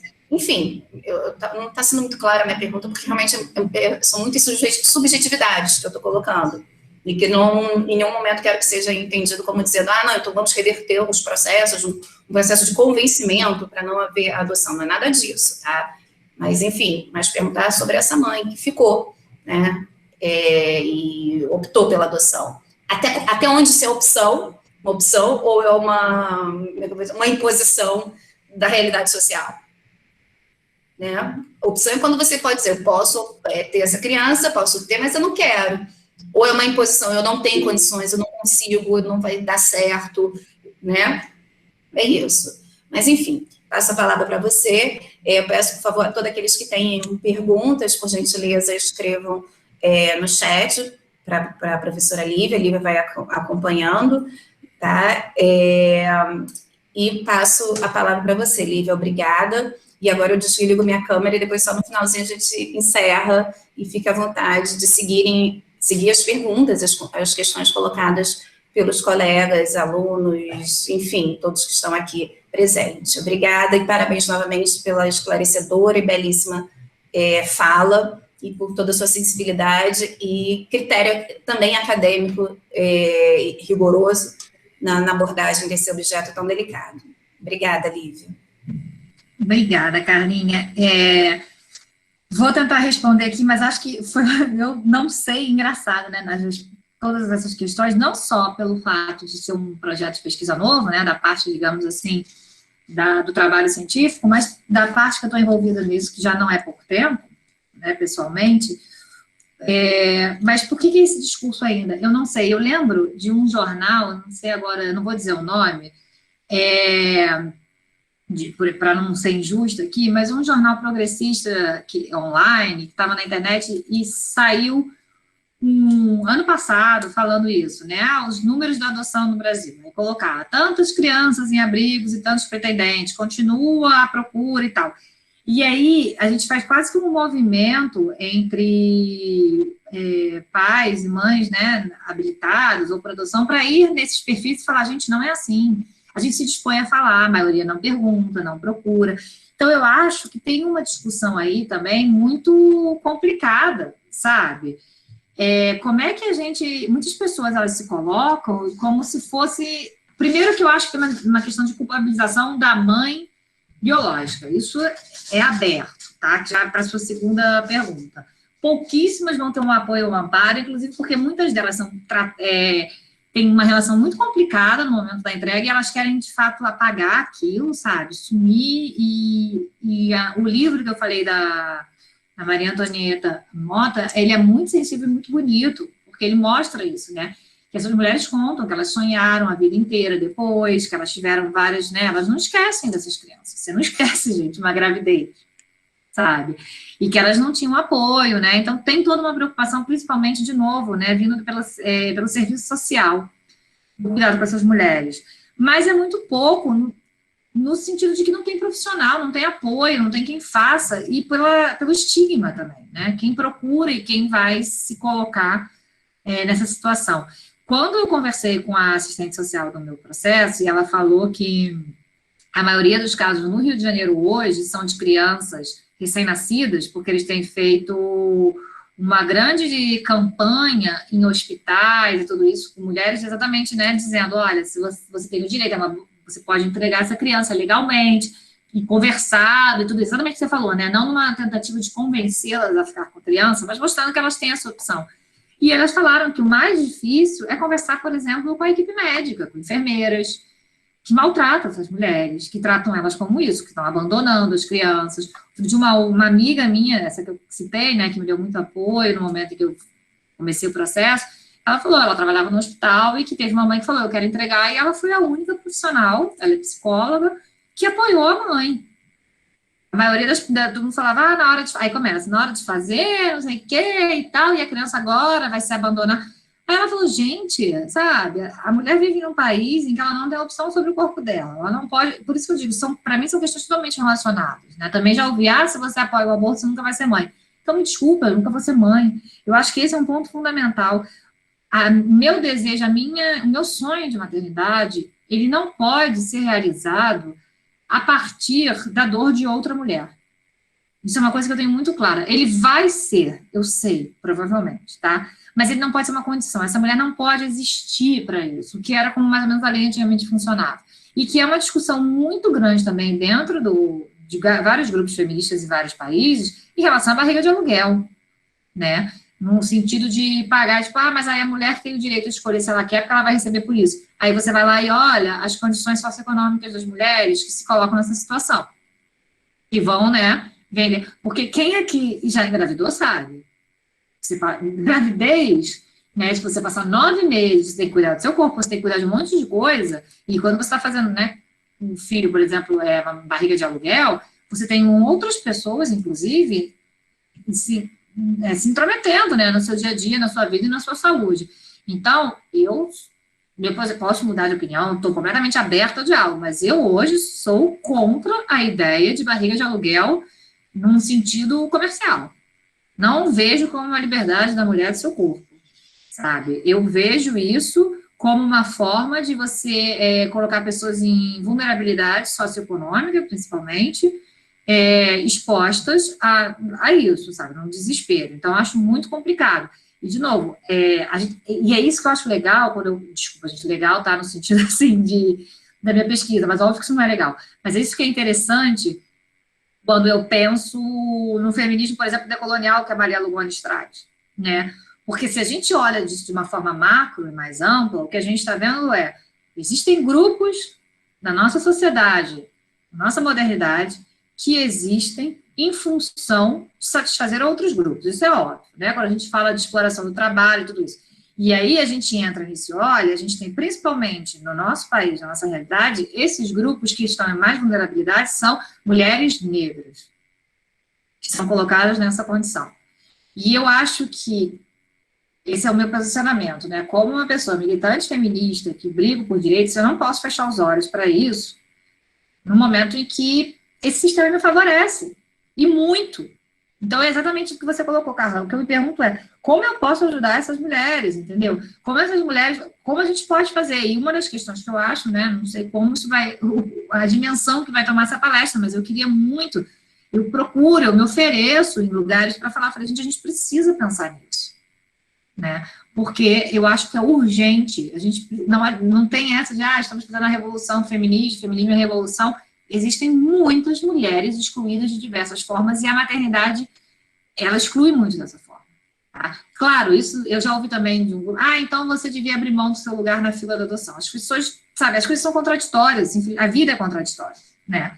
Eu quero ser mãe por adoção, mas uma das questões que eu digo muito para o meu companheiro é exatamente isso, os nossos filhos vão saber, os nossos filhos vão idolatrar essa mãe deles, se for preciso, sabe? E eles vão ter todo o meu apoio, eu posso estar falando de novo, tá, gente? Assim, da boca para fora, né, o famoso cuspindo para o alto antes de ser mãe.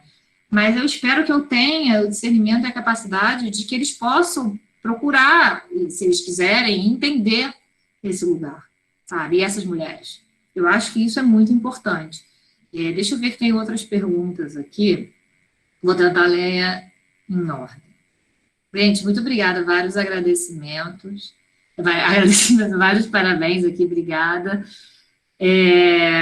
Uma adoção brasileira ou adoção à brasileira? Adoções à brasileira seria quando não se passa pela habilitação, pelo Sistema Nacional de Adoção. Quem perguntou? A Eurice, tá? É quando você... Não, que é muito comum ainda no Brasil, inclusive, existem situações que, interior do país, por exemplo, né? Ou teve um caso, uma vez que eu escutei, de uma mulher que ela engravidou, não tinha mais condições de criar essa criança, e um casal que estava querendo, né, adotar uma criança, isso no interior, se ofereceu para pagar pré-natal, para cuidar dela toda, né, de toda a gestação, e ficar com a criança. Ela entregou. Quando a criança tinha 8 meses, foi feita uma denúncia, e esse casal perdeu a guarda dessa criança. E a mãe foi chamada, né, na questão da destituição do poder familiar, e no juiz, ela virou para o juiz e falou, eu escolhi essa mãe e esse pai para o meu filho porque eu quero o melhor para eles, e eles são as melhores pessoas que eu poderia escolher, você me tirou o direito. E eu achei isso, assim, foi outro ponto que me levou a pensar, né, essas mulheres não têm direito nenhum, gente, eu acho, assim, é muito complicado, claro que também, de novo, a gente tem que evitar tráfico de crianças, tudo isso, não estou dizendo que não tem que ser feito, mas, como a Carla falou, essas mulheres são completamente excluídas de tudo depois, e me assusta, porque elas viram, de certa forma, isso, né, como a Luane falou, um animalesco. Elas entregam a criança e acabou, elas não têm direito à opinião, elas não podem escolher, sei lá para onde. Isso para mim é muito complicado de lidar, tá? Apesar de eu achar que também a gente tem que pensar, tomar muito cuidado com a criança, com quem vai receber, com a legalização e tudo isso, mas acho que não é tão simples assim. entendeu? Tipo, essa exclusão dessas mulheres. A gente precisa encontrar uma forma de participação delas de alguma forma, né, de algum jeito nisso tudo, tá? Depois conseguiria falar um pouco sobre como fica a situação de adoção para casais da comunidade LGBTI, em vista de todas as dificuldades e barreiras? Ah, obrigada, Maria Beatriz, pelos parabéns. Hoje, o processo é o mesmo, tá? Acho que 2015, se eu não me engano, desculpa se eu errei a data, mas acho que é 2000, por isso que, inclusive, muitos dos estudos que eu trabalho são anteriores, o STF decidiu que os direitos são os mesmos. Tá? Então, eu estou numa fila com o meu companheiro, né, um casal heteronormativo, e nós estamos na fila da mesma forma que um casal, né, homoafetivo. E eu acho isso importantíssimo também, né, a gente quebrar essas barreiras, mas, como eu comentei um pouquinho aqui, né, é um temor que se tem hoje. Eu não sei se vocês acompanharam as eleições para os conselhos tutelares, né, que foram feitas recentemente no país. A gente tem vários grupos fundamentalistas entrando de extrema-direita e tudo, entrando nesses espaços, né, ocupando, com um discurso muito dessa visão familiar heteronormativa, tá? E é uma pressão, é um medo que se tem, e eu tenho muito medo em relação a isso. Claro, de novo, não me afeta, mas não me interessa que afeta. É isso, me afeta como sociedade. Eu quero meus filhos crescendo num mundo em que todos têm essa igualdade, né? Então, eu acho muito complicado, a gente tem que ficar muito atento, e por isso eu acho que a gente tem que transformar essa pauta em uma pauta pública, ela tem que chegar na academia, na academia, né, que eu digo assim, nas universidades, ela tem que ir para as escolas, a gente precisa quebrar o tabu, a gente precisa falar sobre esse assunto, sabe? Porque é muito complicado e tem gente falando sobre ele de uma forma muito deturpada. Eu acho que a gente tem que tomar muito cuidado com isso também. Matthews, oi, Matthews, tudo bom? Parabéns, Lívia, excelente palestra. Queria fazer uma pergunta a respeito do tema da adoção. Eu falando acho que eu já emendei, né? A gente está gravando, tem que tomar muito cuidado, né, gente? Porque com tudo está sendo feito. Mas eu tenho muitas críticas, para falar assim, desse processo todo, como você colocou aqui, Matthews, tá? Inclusive porque a gente está vendo defensores de uma adoção tardia e tal, e uma ideia de adoção, de que você chegar numa comunidade nativa, tirar uma criança com a ideia de que, de praticamente uma evangelização, significaria você fazer uma adoção responsável, isso não é, tá? Então, eu acho que a gente precisa respeitar a cultura, a gente precisa respeitar as identidades, a gente precisa respeitar, sim, as famílias, tá? De origem também. Então, isso é uma questão fundamental. E esses grupos me assustam muito nessa ideia, principalmente, que eu falei antes, né? Esse modelo familiar, tá? E isso, fazendo uma inversão, né, do que eu disse aqui, que a adoção precisa olhar, os feminismos precisam olhar mais para a questão da maternidade para adoção, mas os processos de adoção e todo esse avanço que foi feito, eles também devem muito aos lutas feministas. Esse questionamento desse modelo familiar que nos é imposto, ele vem a partir dos questionamentos feministas. Então, se hoje a gente avança muito na legislação, né, de adoção e de tudo isso, a gente tem muito a agradecer e muito a aprender dos questionamentos e das lutas feministas ao longo dos últimos séculos.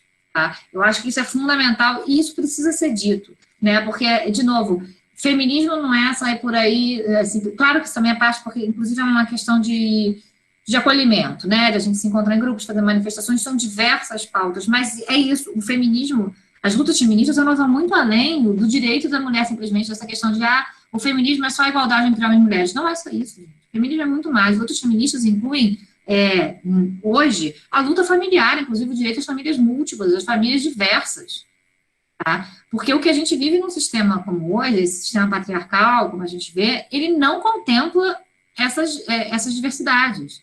Então, é importante a gente ter isso em consideração e a gente levantar essas questões e mostrar de onde isso vem, tá? Eu, pelo menos, faço questão de divulgar isso, né? Carol Fortes. Minha questão para a Lívia é o seguinte: de acordo com o Scott, é preciso, entre outros aspectos, para fazer uma análise de gênero, a reflexão sobre o encontro entre o indivíduo, sua subjetividade e o coletivo. Eu, como mãe adotiva brasileira, conheço a mãe biológica da minha filha e sei de sua realidade. Então, acabo não participando desse imaginário coletivo da demonização da mãe que entrega. Como você entende essas especificidades? Eu entendo exatamente isso, Carol. Carol é uma grande amiga de debate, né, Carol? Na quarentena, então, foram debates, assim, eu tava tadinha da Carol, eu virei palestrinha para ela. Tudo isso que eu fiquei falando para vocês, eu falava para a Carol. A gente conversou muito, né? Eu acho que é importante, mas como eu entendo essas especificidades, eu acho que é muito complexo. Eu acho que a gente enfrenta aqui, de novo, questões muito mais amplas do que simplesmente falar de adoção, né, de direitos das crianças e da maternidade, maternagem. A gente está falando de todo o nosso sistema de justiça, de como a gente entende esse sistema de justiça, que ele parte de uma igualdade, de uma lógica de igualdade entre todos, que a gente sabe que não existe, né? Então, acho que isso é importante para a gente colocar, né? Você fala que você acaba não participando desse imaginário coletivo de demonização. Acho que fundamental é a gente passar, como a Carla falou aqui, eu gostei muito de quando a Carla comentou, porque, inclusive, conhecendo a Carla, ela falou de uma forma como se fosse assim, gente, isso parece meio óbvio, mas eu pensei aqui, mas não é óbvio, Carla, é isso, sabe? As pessoas precisam olhar para essas mulheres como mulheres, que têm direitos, que são seres humanos, que têm direitos humanos de mulheres, entendeu? A gente precisa incorporar em todo esse debate as mães, as genitoras. Não tem como fazer, a meu entender, e pela literatura que eu tenho lido do assunto, cada vez mais isso se destaca, de novo, né, como diz a Mota, se você não cuida da mãe biológica, você não cuida do filho.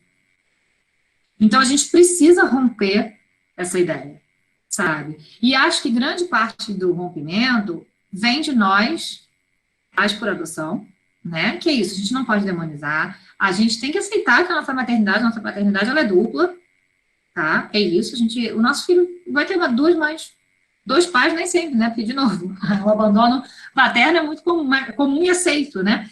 Mas duas mães ele vai ter, gente. Ele vai ter, e tá tudo bem, esse é o ponto, assim, tá tudo bem para ele precisa entender que está tudo bem, que isso não pode ser uma insegurança para ele, né? E ele precisa entender esse conceito mais ampliado de família, e eu acho que esse é um ponto fundamental para a gente poder tentar e entender essas especificidades, Carol. Eu acho que é fundamental. Se tem grupos de apoio para nós, pretendentes, tem que ter grupo de apoio para as pessoas que entregam anônimos, entendeu? Elas precisam desse tipo de apoio, elas precisam entender isso, tá? Eu acho que é uma questão, assim, urgente nessa pauta, além de, como eu falei, né, a questão da demora da justiça no lado das crianças. O meu ponto, mais ou menos, se para mim é muito difícil, eu ainda me vejo como mais privilegiada nessa questão toda. Porque quem mais tem apoio, claro, a gente demora muito tempo, para vocês terem uma ideia de prazo, o nosso processo, se correr dentro do esperado, desde o momento que a gente começou a fazer o curso e tudo, até a criança chegar, provavelmente serão 7 anos, se correr tudo de acordo com o prazo, tá? Mas, ainda assim, eu acho que nessa história toda eu sou a maior privilegiada.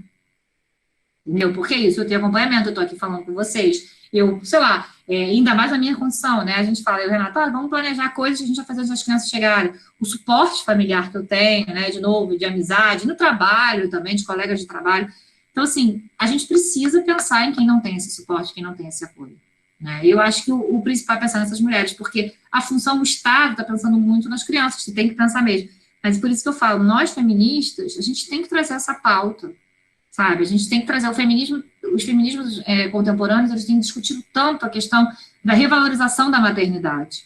E como é que fica essa discussão? Porque isso, imagina para uma mulher que entregou seu filho, ela vai lá e procura apoio numa discussão feminista, então, né, aquela valorização eterna da maternidade, do reencontro com as suas origens, com a natureza e tudo mais, e ela entregou uma criança, sabe? Ela não se sente parte daquilo. A gente precisa incluir, e a gente exclui muito. Tá? Isso me fez repensar toda a minha militância e de novo, né, não tem como discutir isso sem o meu lugar de privilégio. Se a adoção da brasileira são práticas vestibular nas questões burocráticas, as práticas se modificam através do tempo? Não muito, porque as leis são muito recentes também, né? Acho que isso é interessante para a gente pensar em história jurídica. Agora a gente estava vendo, né, a questão do STF discutindo a coisa da moralidade, não, gente, esqueci, Carla, como é que era o nome lá do caso que o Jorge Ferreira apresentou, gente? Esqueci.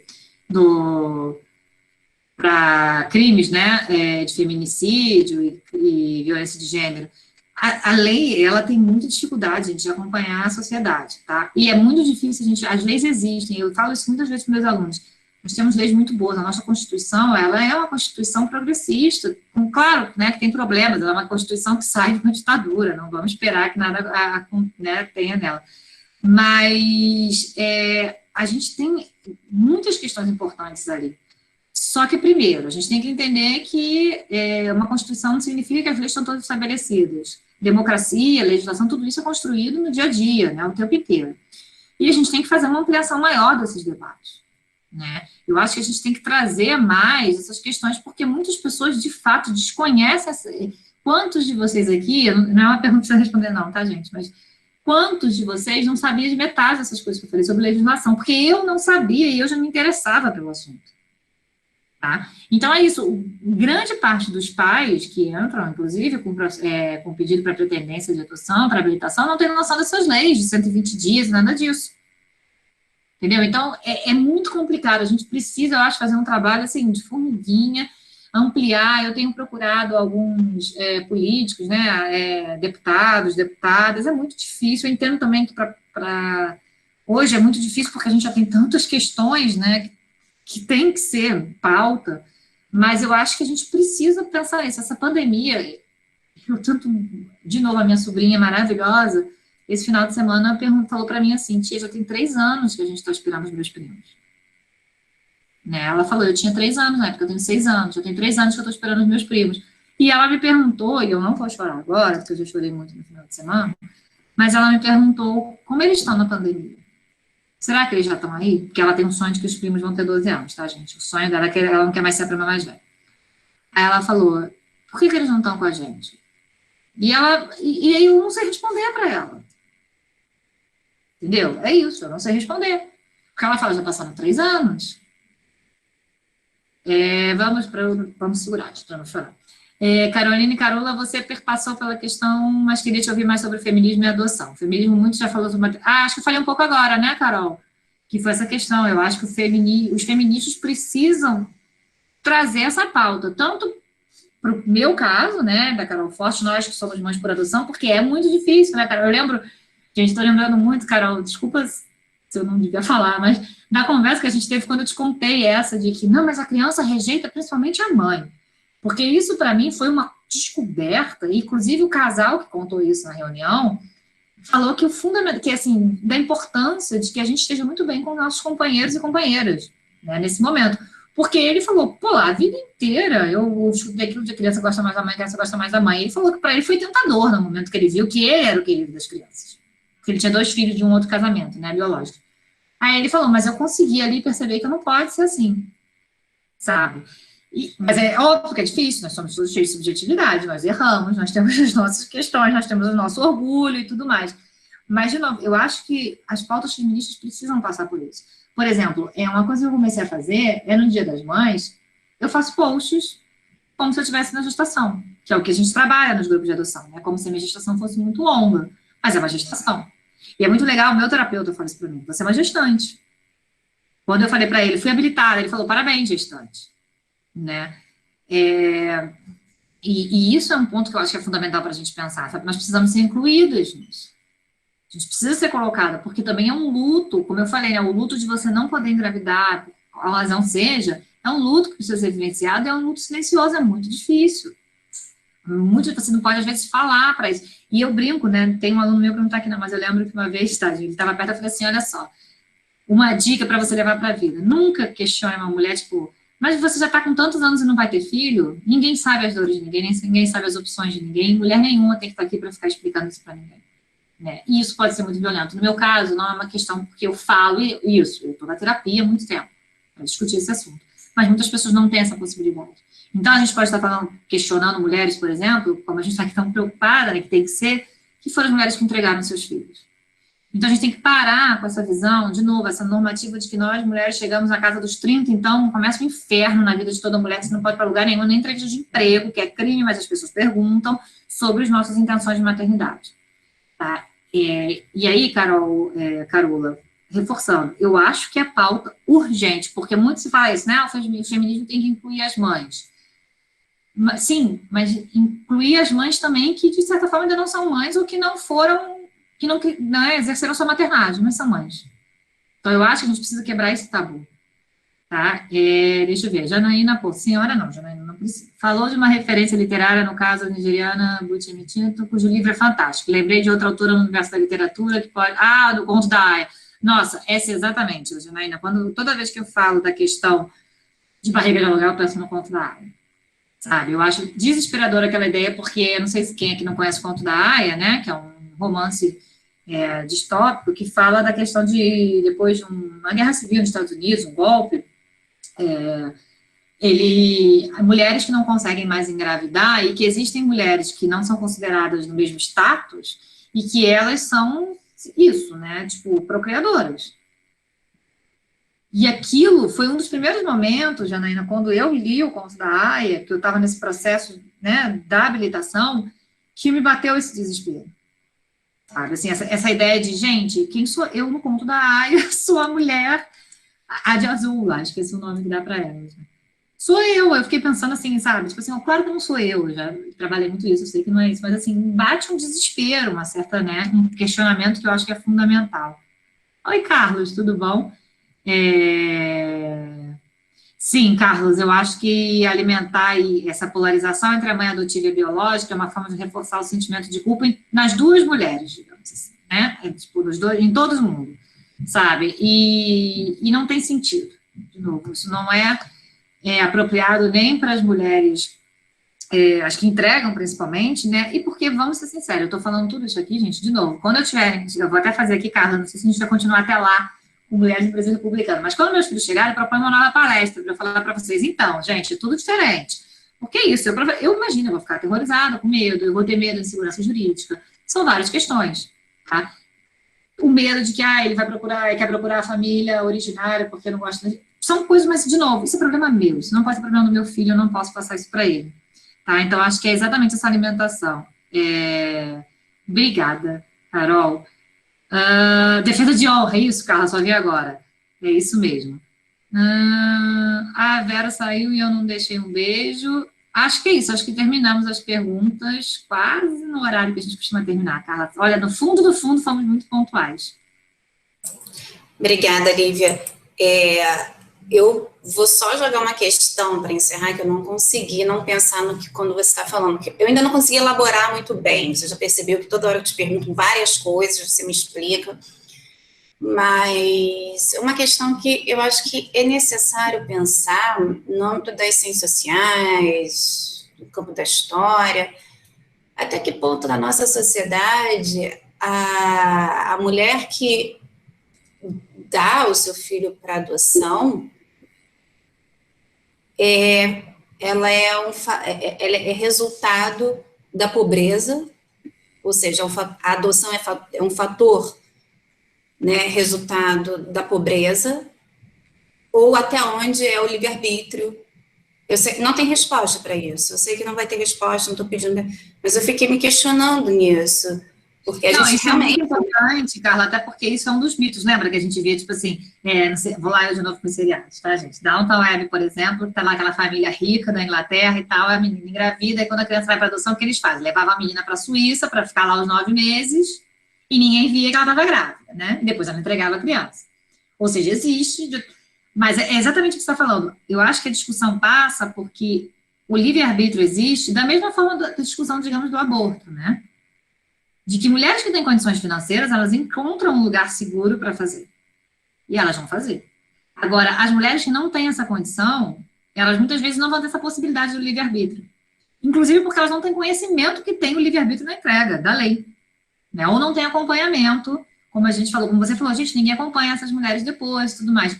Então, eu acho que é uma discussão que também, que elas têm que ter o direito de não querer mesmo, sabe? Que tá tudo bem, foi o que você falou.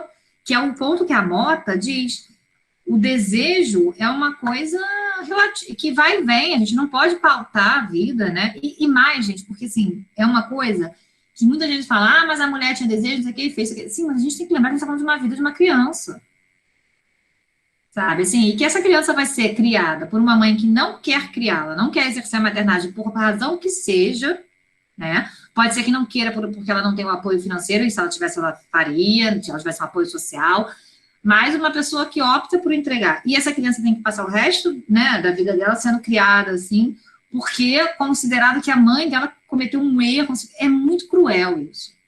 Sabe, a meu entender, foi o que a Carla falou, é muito difícil a gente não ter as respostas, né?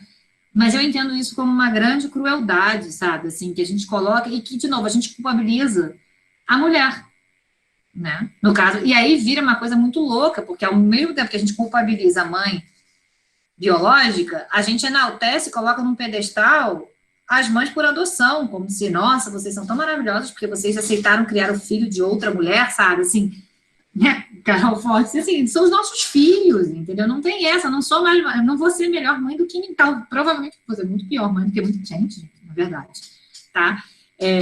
Mas acho que a gente tem que lembrar disso, entendeu? Que são questões que eu pelo menos, até por uma percepção de mundo que eu tenho, né, eu acho que a gente precisa pensar isso de um coletivo do social. Então, acho fundamental isso que você falou, cara, assim, a gente precisa mesmo pensar do livre-arbítrio, entendeu? Como é que a gente faz? Né? Não é só uma questão financeira, inclusive porque o texto da Bell Hooks me fez pensar muito isso, né? Que a Bell Hooks fala para as mulheres, exatamente, Carol, para as mulheres mais humildes, e ela fala, né, muito da questão das mulheres negras, e ela está trabalhando com a realidade dos Estados Unidos principalmente, a maternidade é uma coisa coletiva, das famílias, né? Você deixa seus filhos com os avós, com as tias, com os irmãos mais velhos, com todo mundo ali. Então, é uma criação coletiva, digamos. Por isso que, muitas vezes, essas mulheres têm mais filhos de uma forma que, para elas, entregar para adoção ou o aborto não são opções, porque elas, não é nem pelo livre-arbítrio, elas sabem da dificuldade, mas elas têm outras formas coletivas, tá? Elas têm uma visão diferente. Então, eu acho que é importante isso, a gente precisa entender maternidade de uma forma coletiva. E, claro, maternidade de uma forma coletiva, gente, eu não estou dizendo, por exemplo, que se o seu filho estiver não come açúcar, eu vou lá falar que ele tem que comer açúcar, porque não é isso, claro, tá? Não vamos entrar no extremo. Mas, como eu dei o exemplo antes, maternidade coletiva não acho correto, e aí como professora também, que um pai possa optar que seu filho não vai ter aula de educação sexual, tem que ter. Porque a gente vê os índices de violência crescerem, muitas vezes por ignorância. Crianças que não sabem nem que estão sofrendo violência sexual, porque as pessoas acham que é isso, né? Você vai ensinar o quê? Tem que ensinar mesmo, a criança tem que conhecer o seu corpo. Então, existe uma parte da criação, de ser pai e mãe, que é coletiva. Se a gente vive em sociedade, a gente tem que aceitar isso. Então, eu acho que não dá só não dá para a gente ignorar responsabilidade também com os pais. Né? E mais ainda, pais em situação de vulnerabilidade, porque essas mulheres aí, cara, né, a meu ver, mesmo que não estejam numa situação de vulnerabilidade econômica, elas vão estar sempre vulneráveis dentro da sociedade que a gente vive, da percepção que essa sociedade tem. Tá? E isso é um problema também muito grave. Né? E, de novo, a gente volta ao que a Carla falou em algum momento aqui. A gente está discutindo, não sei se vocês perceberam, de uma outra forma, mas a questão do corpo da mulher na sociedade, como a sociedade, ela se impõe e ela debate os nossos corpos, né, e as nossas escolhas, e como nós temos as nossas escolhas e as nossas vidas pautadas pelos nossos corpos, e pelo que acontece com eles. Então, eu acho que isso também, de novo, não vejo como a gente vai avançar nos debates feministas e tudo, se a gente não começar a pensar amplamente, porque é uma realidade, né, toda hora, e alguém perguntou também, assim, né, a questão a Carla também perguntou, mas outras crianças, essa questão do discurso, né, de por que se mantém esse discurso. Vocês já perceberam que quando se fala de adoção nos meios de comunicação, quase sempre uma criança foi adotada, aí alguém foi lá, e depois fala, vários pretendentes se interessaram por ela. Vocês estão percebendo como está aí a reprodução de todos aqueles mitos que eu coloquei aqui para vocês? Né? Isso é muito difícil, a gente não consegue quebrar isso. Consegue romper, e a gente precisa romper. Bom, deixa eu ver que tem algum comentário aqui, não sei se tem mais alguma pergunta. Acho que não, Mariana Reis, ela ainda está aqui, Mariana? Mariana Reis também, preciso falar que Mariana teve um papel fundamental também nessa minha pesquisa, porque Mariana estuda, lá vai Mariana me xingar, Mariana é minha orientanda, é minha bolsista de iniciação científica, e ela tem um trabalho muito legal sobre os direitos da mulher, né, e sobre a questão a partir do SUS, tá? Ela está fazendo uma pesquisa que é fundamental, de grande importância também, sobre os direitos da mulher sobre o seu corpo, sobre os direitos reprodutivos da mulher, né, e várias conversas com a Mariana me fizeram pensar muito nisso, em tudo isso, né? Mariana pega a década de 80, exatamente nesse mesmo um contexto muito parecido do que eu estou falando aqui, dos feminismos e dessas questões que são ainda excludentes do feminismo, né, dos feminismos, das pautas. De novo, gente, não estou dizendo que os feminismos estão errados, estão certos, não é isso. Eu estou trazendo aqui questões que precisam também de um olhar nosso, né, e que são importantes pautas. Tem também a questão das mulheres nos esportes, que também tem sido muito debatida, né, de que, de novo, como a Carla falou, pela questão do corpo. Mas, enfim, queria agradecer a Mariana, porque os nossos papos sempre me ajudaram muito. Pena que a gente agora não pode ficar comendo bolo na UFS por causa da pandemia e fofocando, tomando cafezinho. Mas acho que não tem mais questões, Carla. Oi, Lívia. Então, eu vou fazer o encerramento e depois passar no finalzinho a palavra para você encerrar também, fazer, enfim, né, suas considerações finais. E eu acho que fica muito ficaram várias questões, e para mim, sobretudo, ficou a grande dúvida, e as grandes questões, são grandes questões que foram levantadas aqui, não tem como a gente responder tudo e pensar em tudo, mas como no caso brasileiro específico, e a gente tem que pensar nas sociedades que são parecidas com a nossa, nesse modelo, como a adoção também tem que ser pensada como uma questão econômica, no sentido que é o que eu coloquei, né? Ela pode vir a ser e tem que ser entendida também como fruto da pobreza, e não só o livre-arbítrio da mulher, né? Ela que quis e não quis. Não, é aquilo que eu venho pensando. Até onde começa um e onde começa o outro, eu acho que não tem como definir isso é inviável. Mas pensar que também, que talvez uma das pautas feministas aí vem pela questão da interseccionalidade. Por que a grande maioria dessas crianças são negras? Né? Por que a grande maioria dessas... pensar, então, o que está acontecendo com essas mulheres, né, que estão, né, que gera esse cenário delas recorrerem a se destituir do poder materno, né, dos seus filhos. Novamente, o que eu estou falando é para pensar e não é para tentar criar uma política de reverter por questões de apego ao modelo familiar, ou apego a uma idealização de paternidade, ou de um discurso conservador, reverter a ideia de adoção. Não é isso, mas que a adoção seja um livre-arbítrio, o máximo que possa ser de livre-arbítrio da mulher, e não uma imposição social, no sentido de ser um reflexo da pobreza na sociedade brasileira. Né? Eu acho que é nisso. Não tenho resposta, acho que não é para a gente ter resposta, mas é uma questão, acho que é ser pensada. Eu fiquei pensando nisso, né? Porque eu tinha uma tendência, muitas vezes, a individualizar, é aquela pessoa. Não é aquela pessoa, é uma estrutura social na qual ela está inserida. E aí a gente tem que pensar, porque a maior parte dessas crianças são negras, né? Porque a maior parte dessas crianças vem de regiões pobres. Então, tem uma questão, um fator estrutural econômico aí fundamental, que acho que tem que ser pensado e discutido nos feminismos, vamos pensar assim. Mas, enfim, isso talvez seja pauta para uma outra discussão, para um outro papo.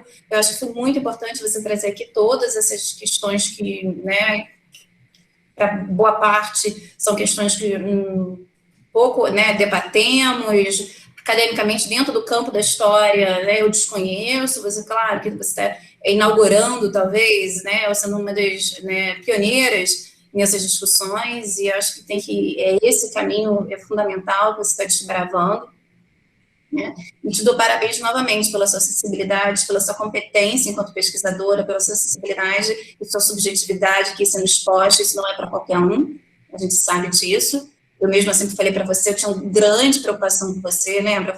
Para, Lívia, para de falar, espera, deixa as coisas acontecerem, porque eu sempre se preserva. E você fala, não, eu tenho que falar. E eu fico, gente, mas como? Mas como? Eu falava, para, Lívia.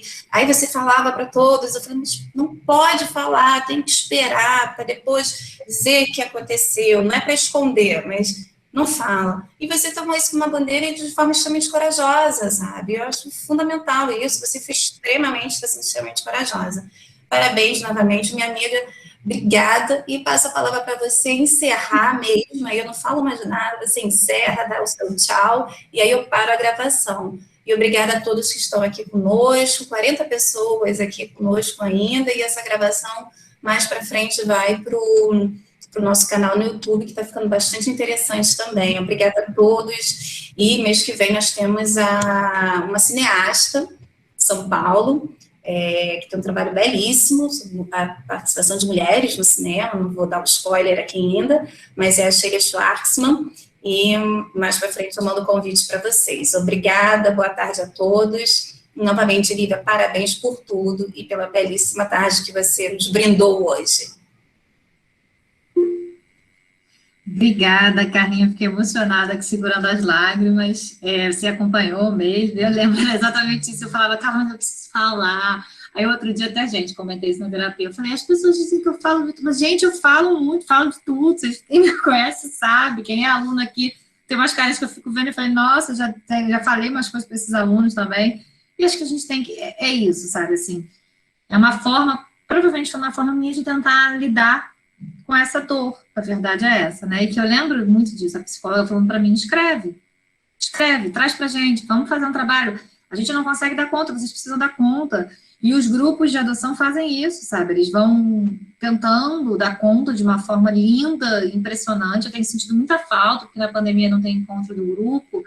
E eu falo para o Renato, toda vez que a gente ficava meio para baixo, a gente ia no grupo e era muito legal.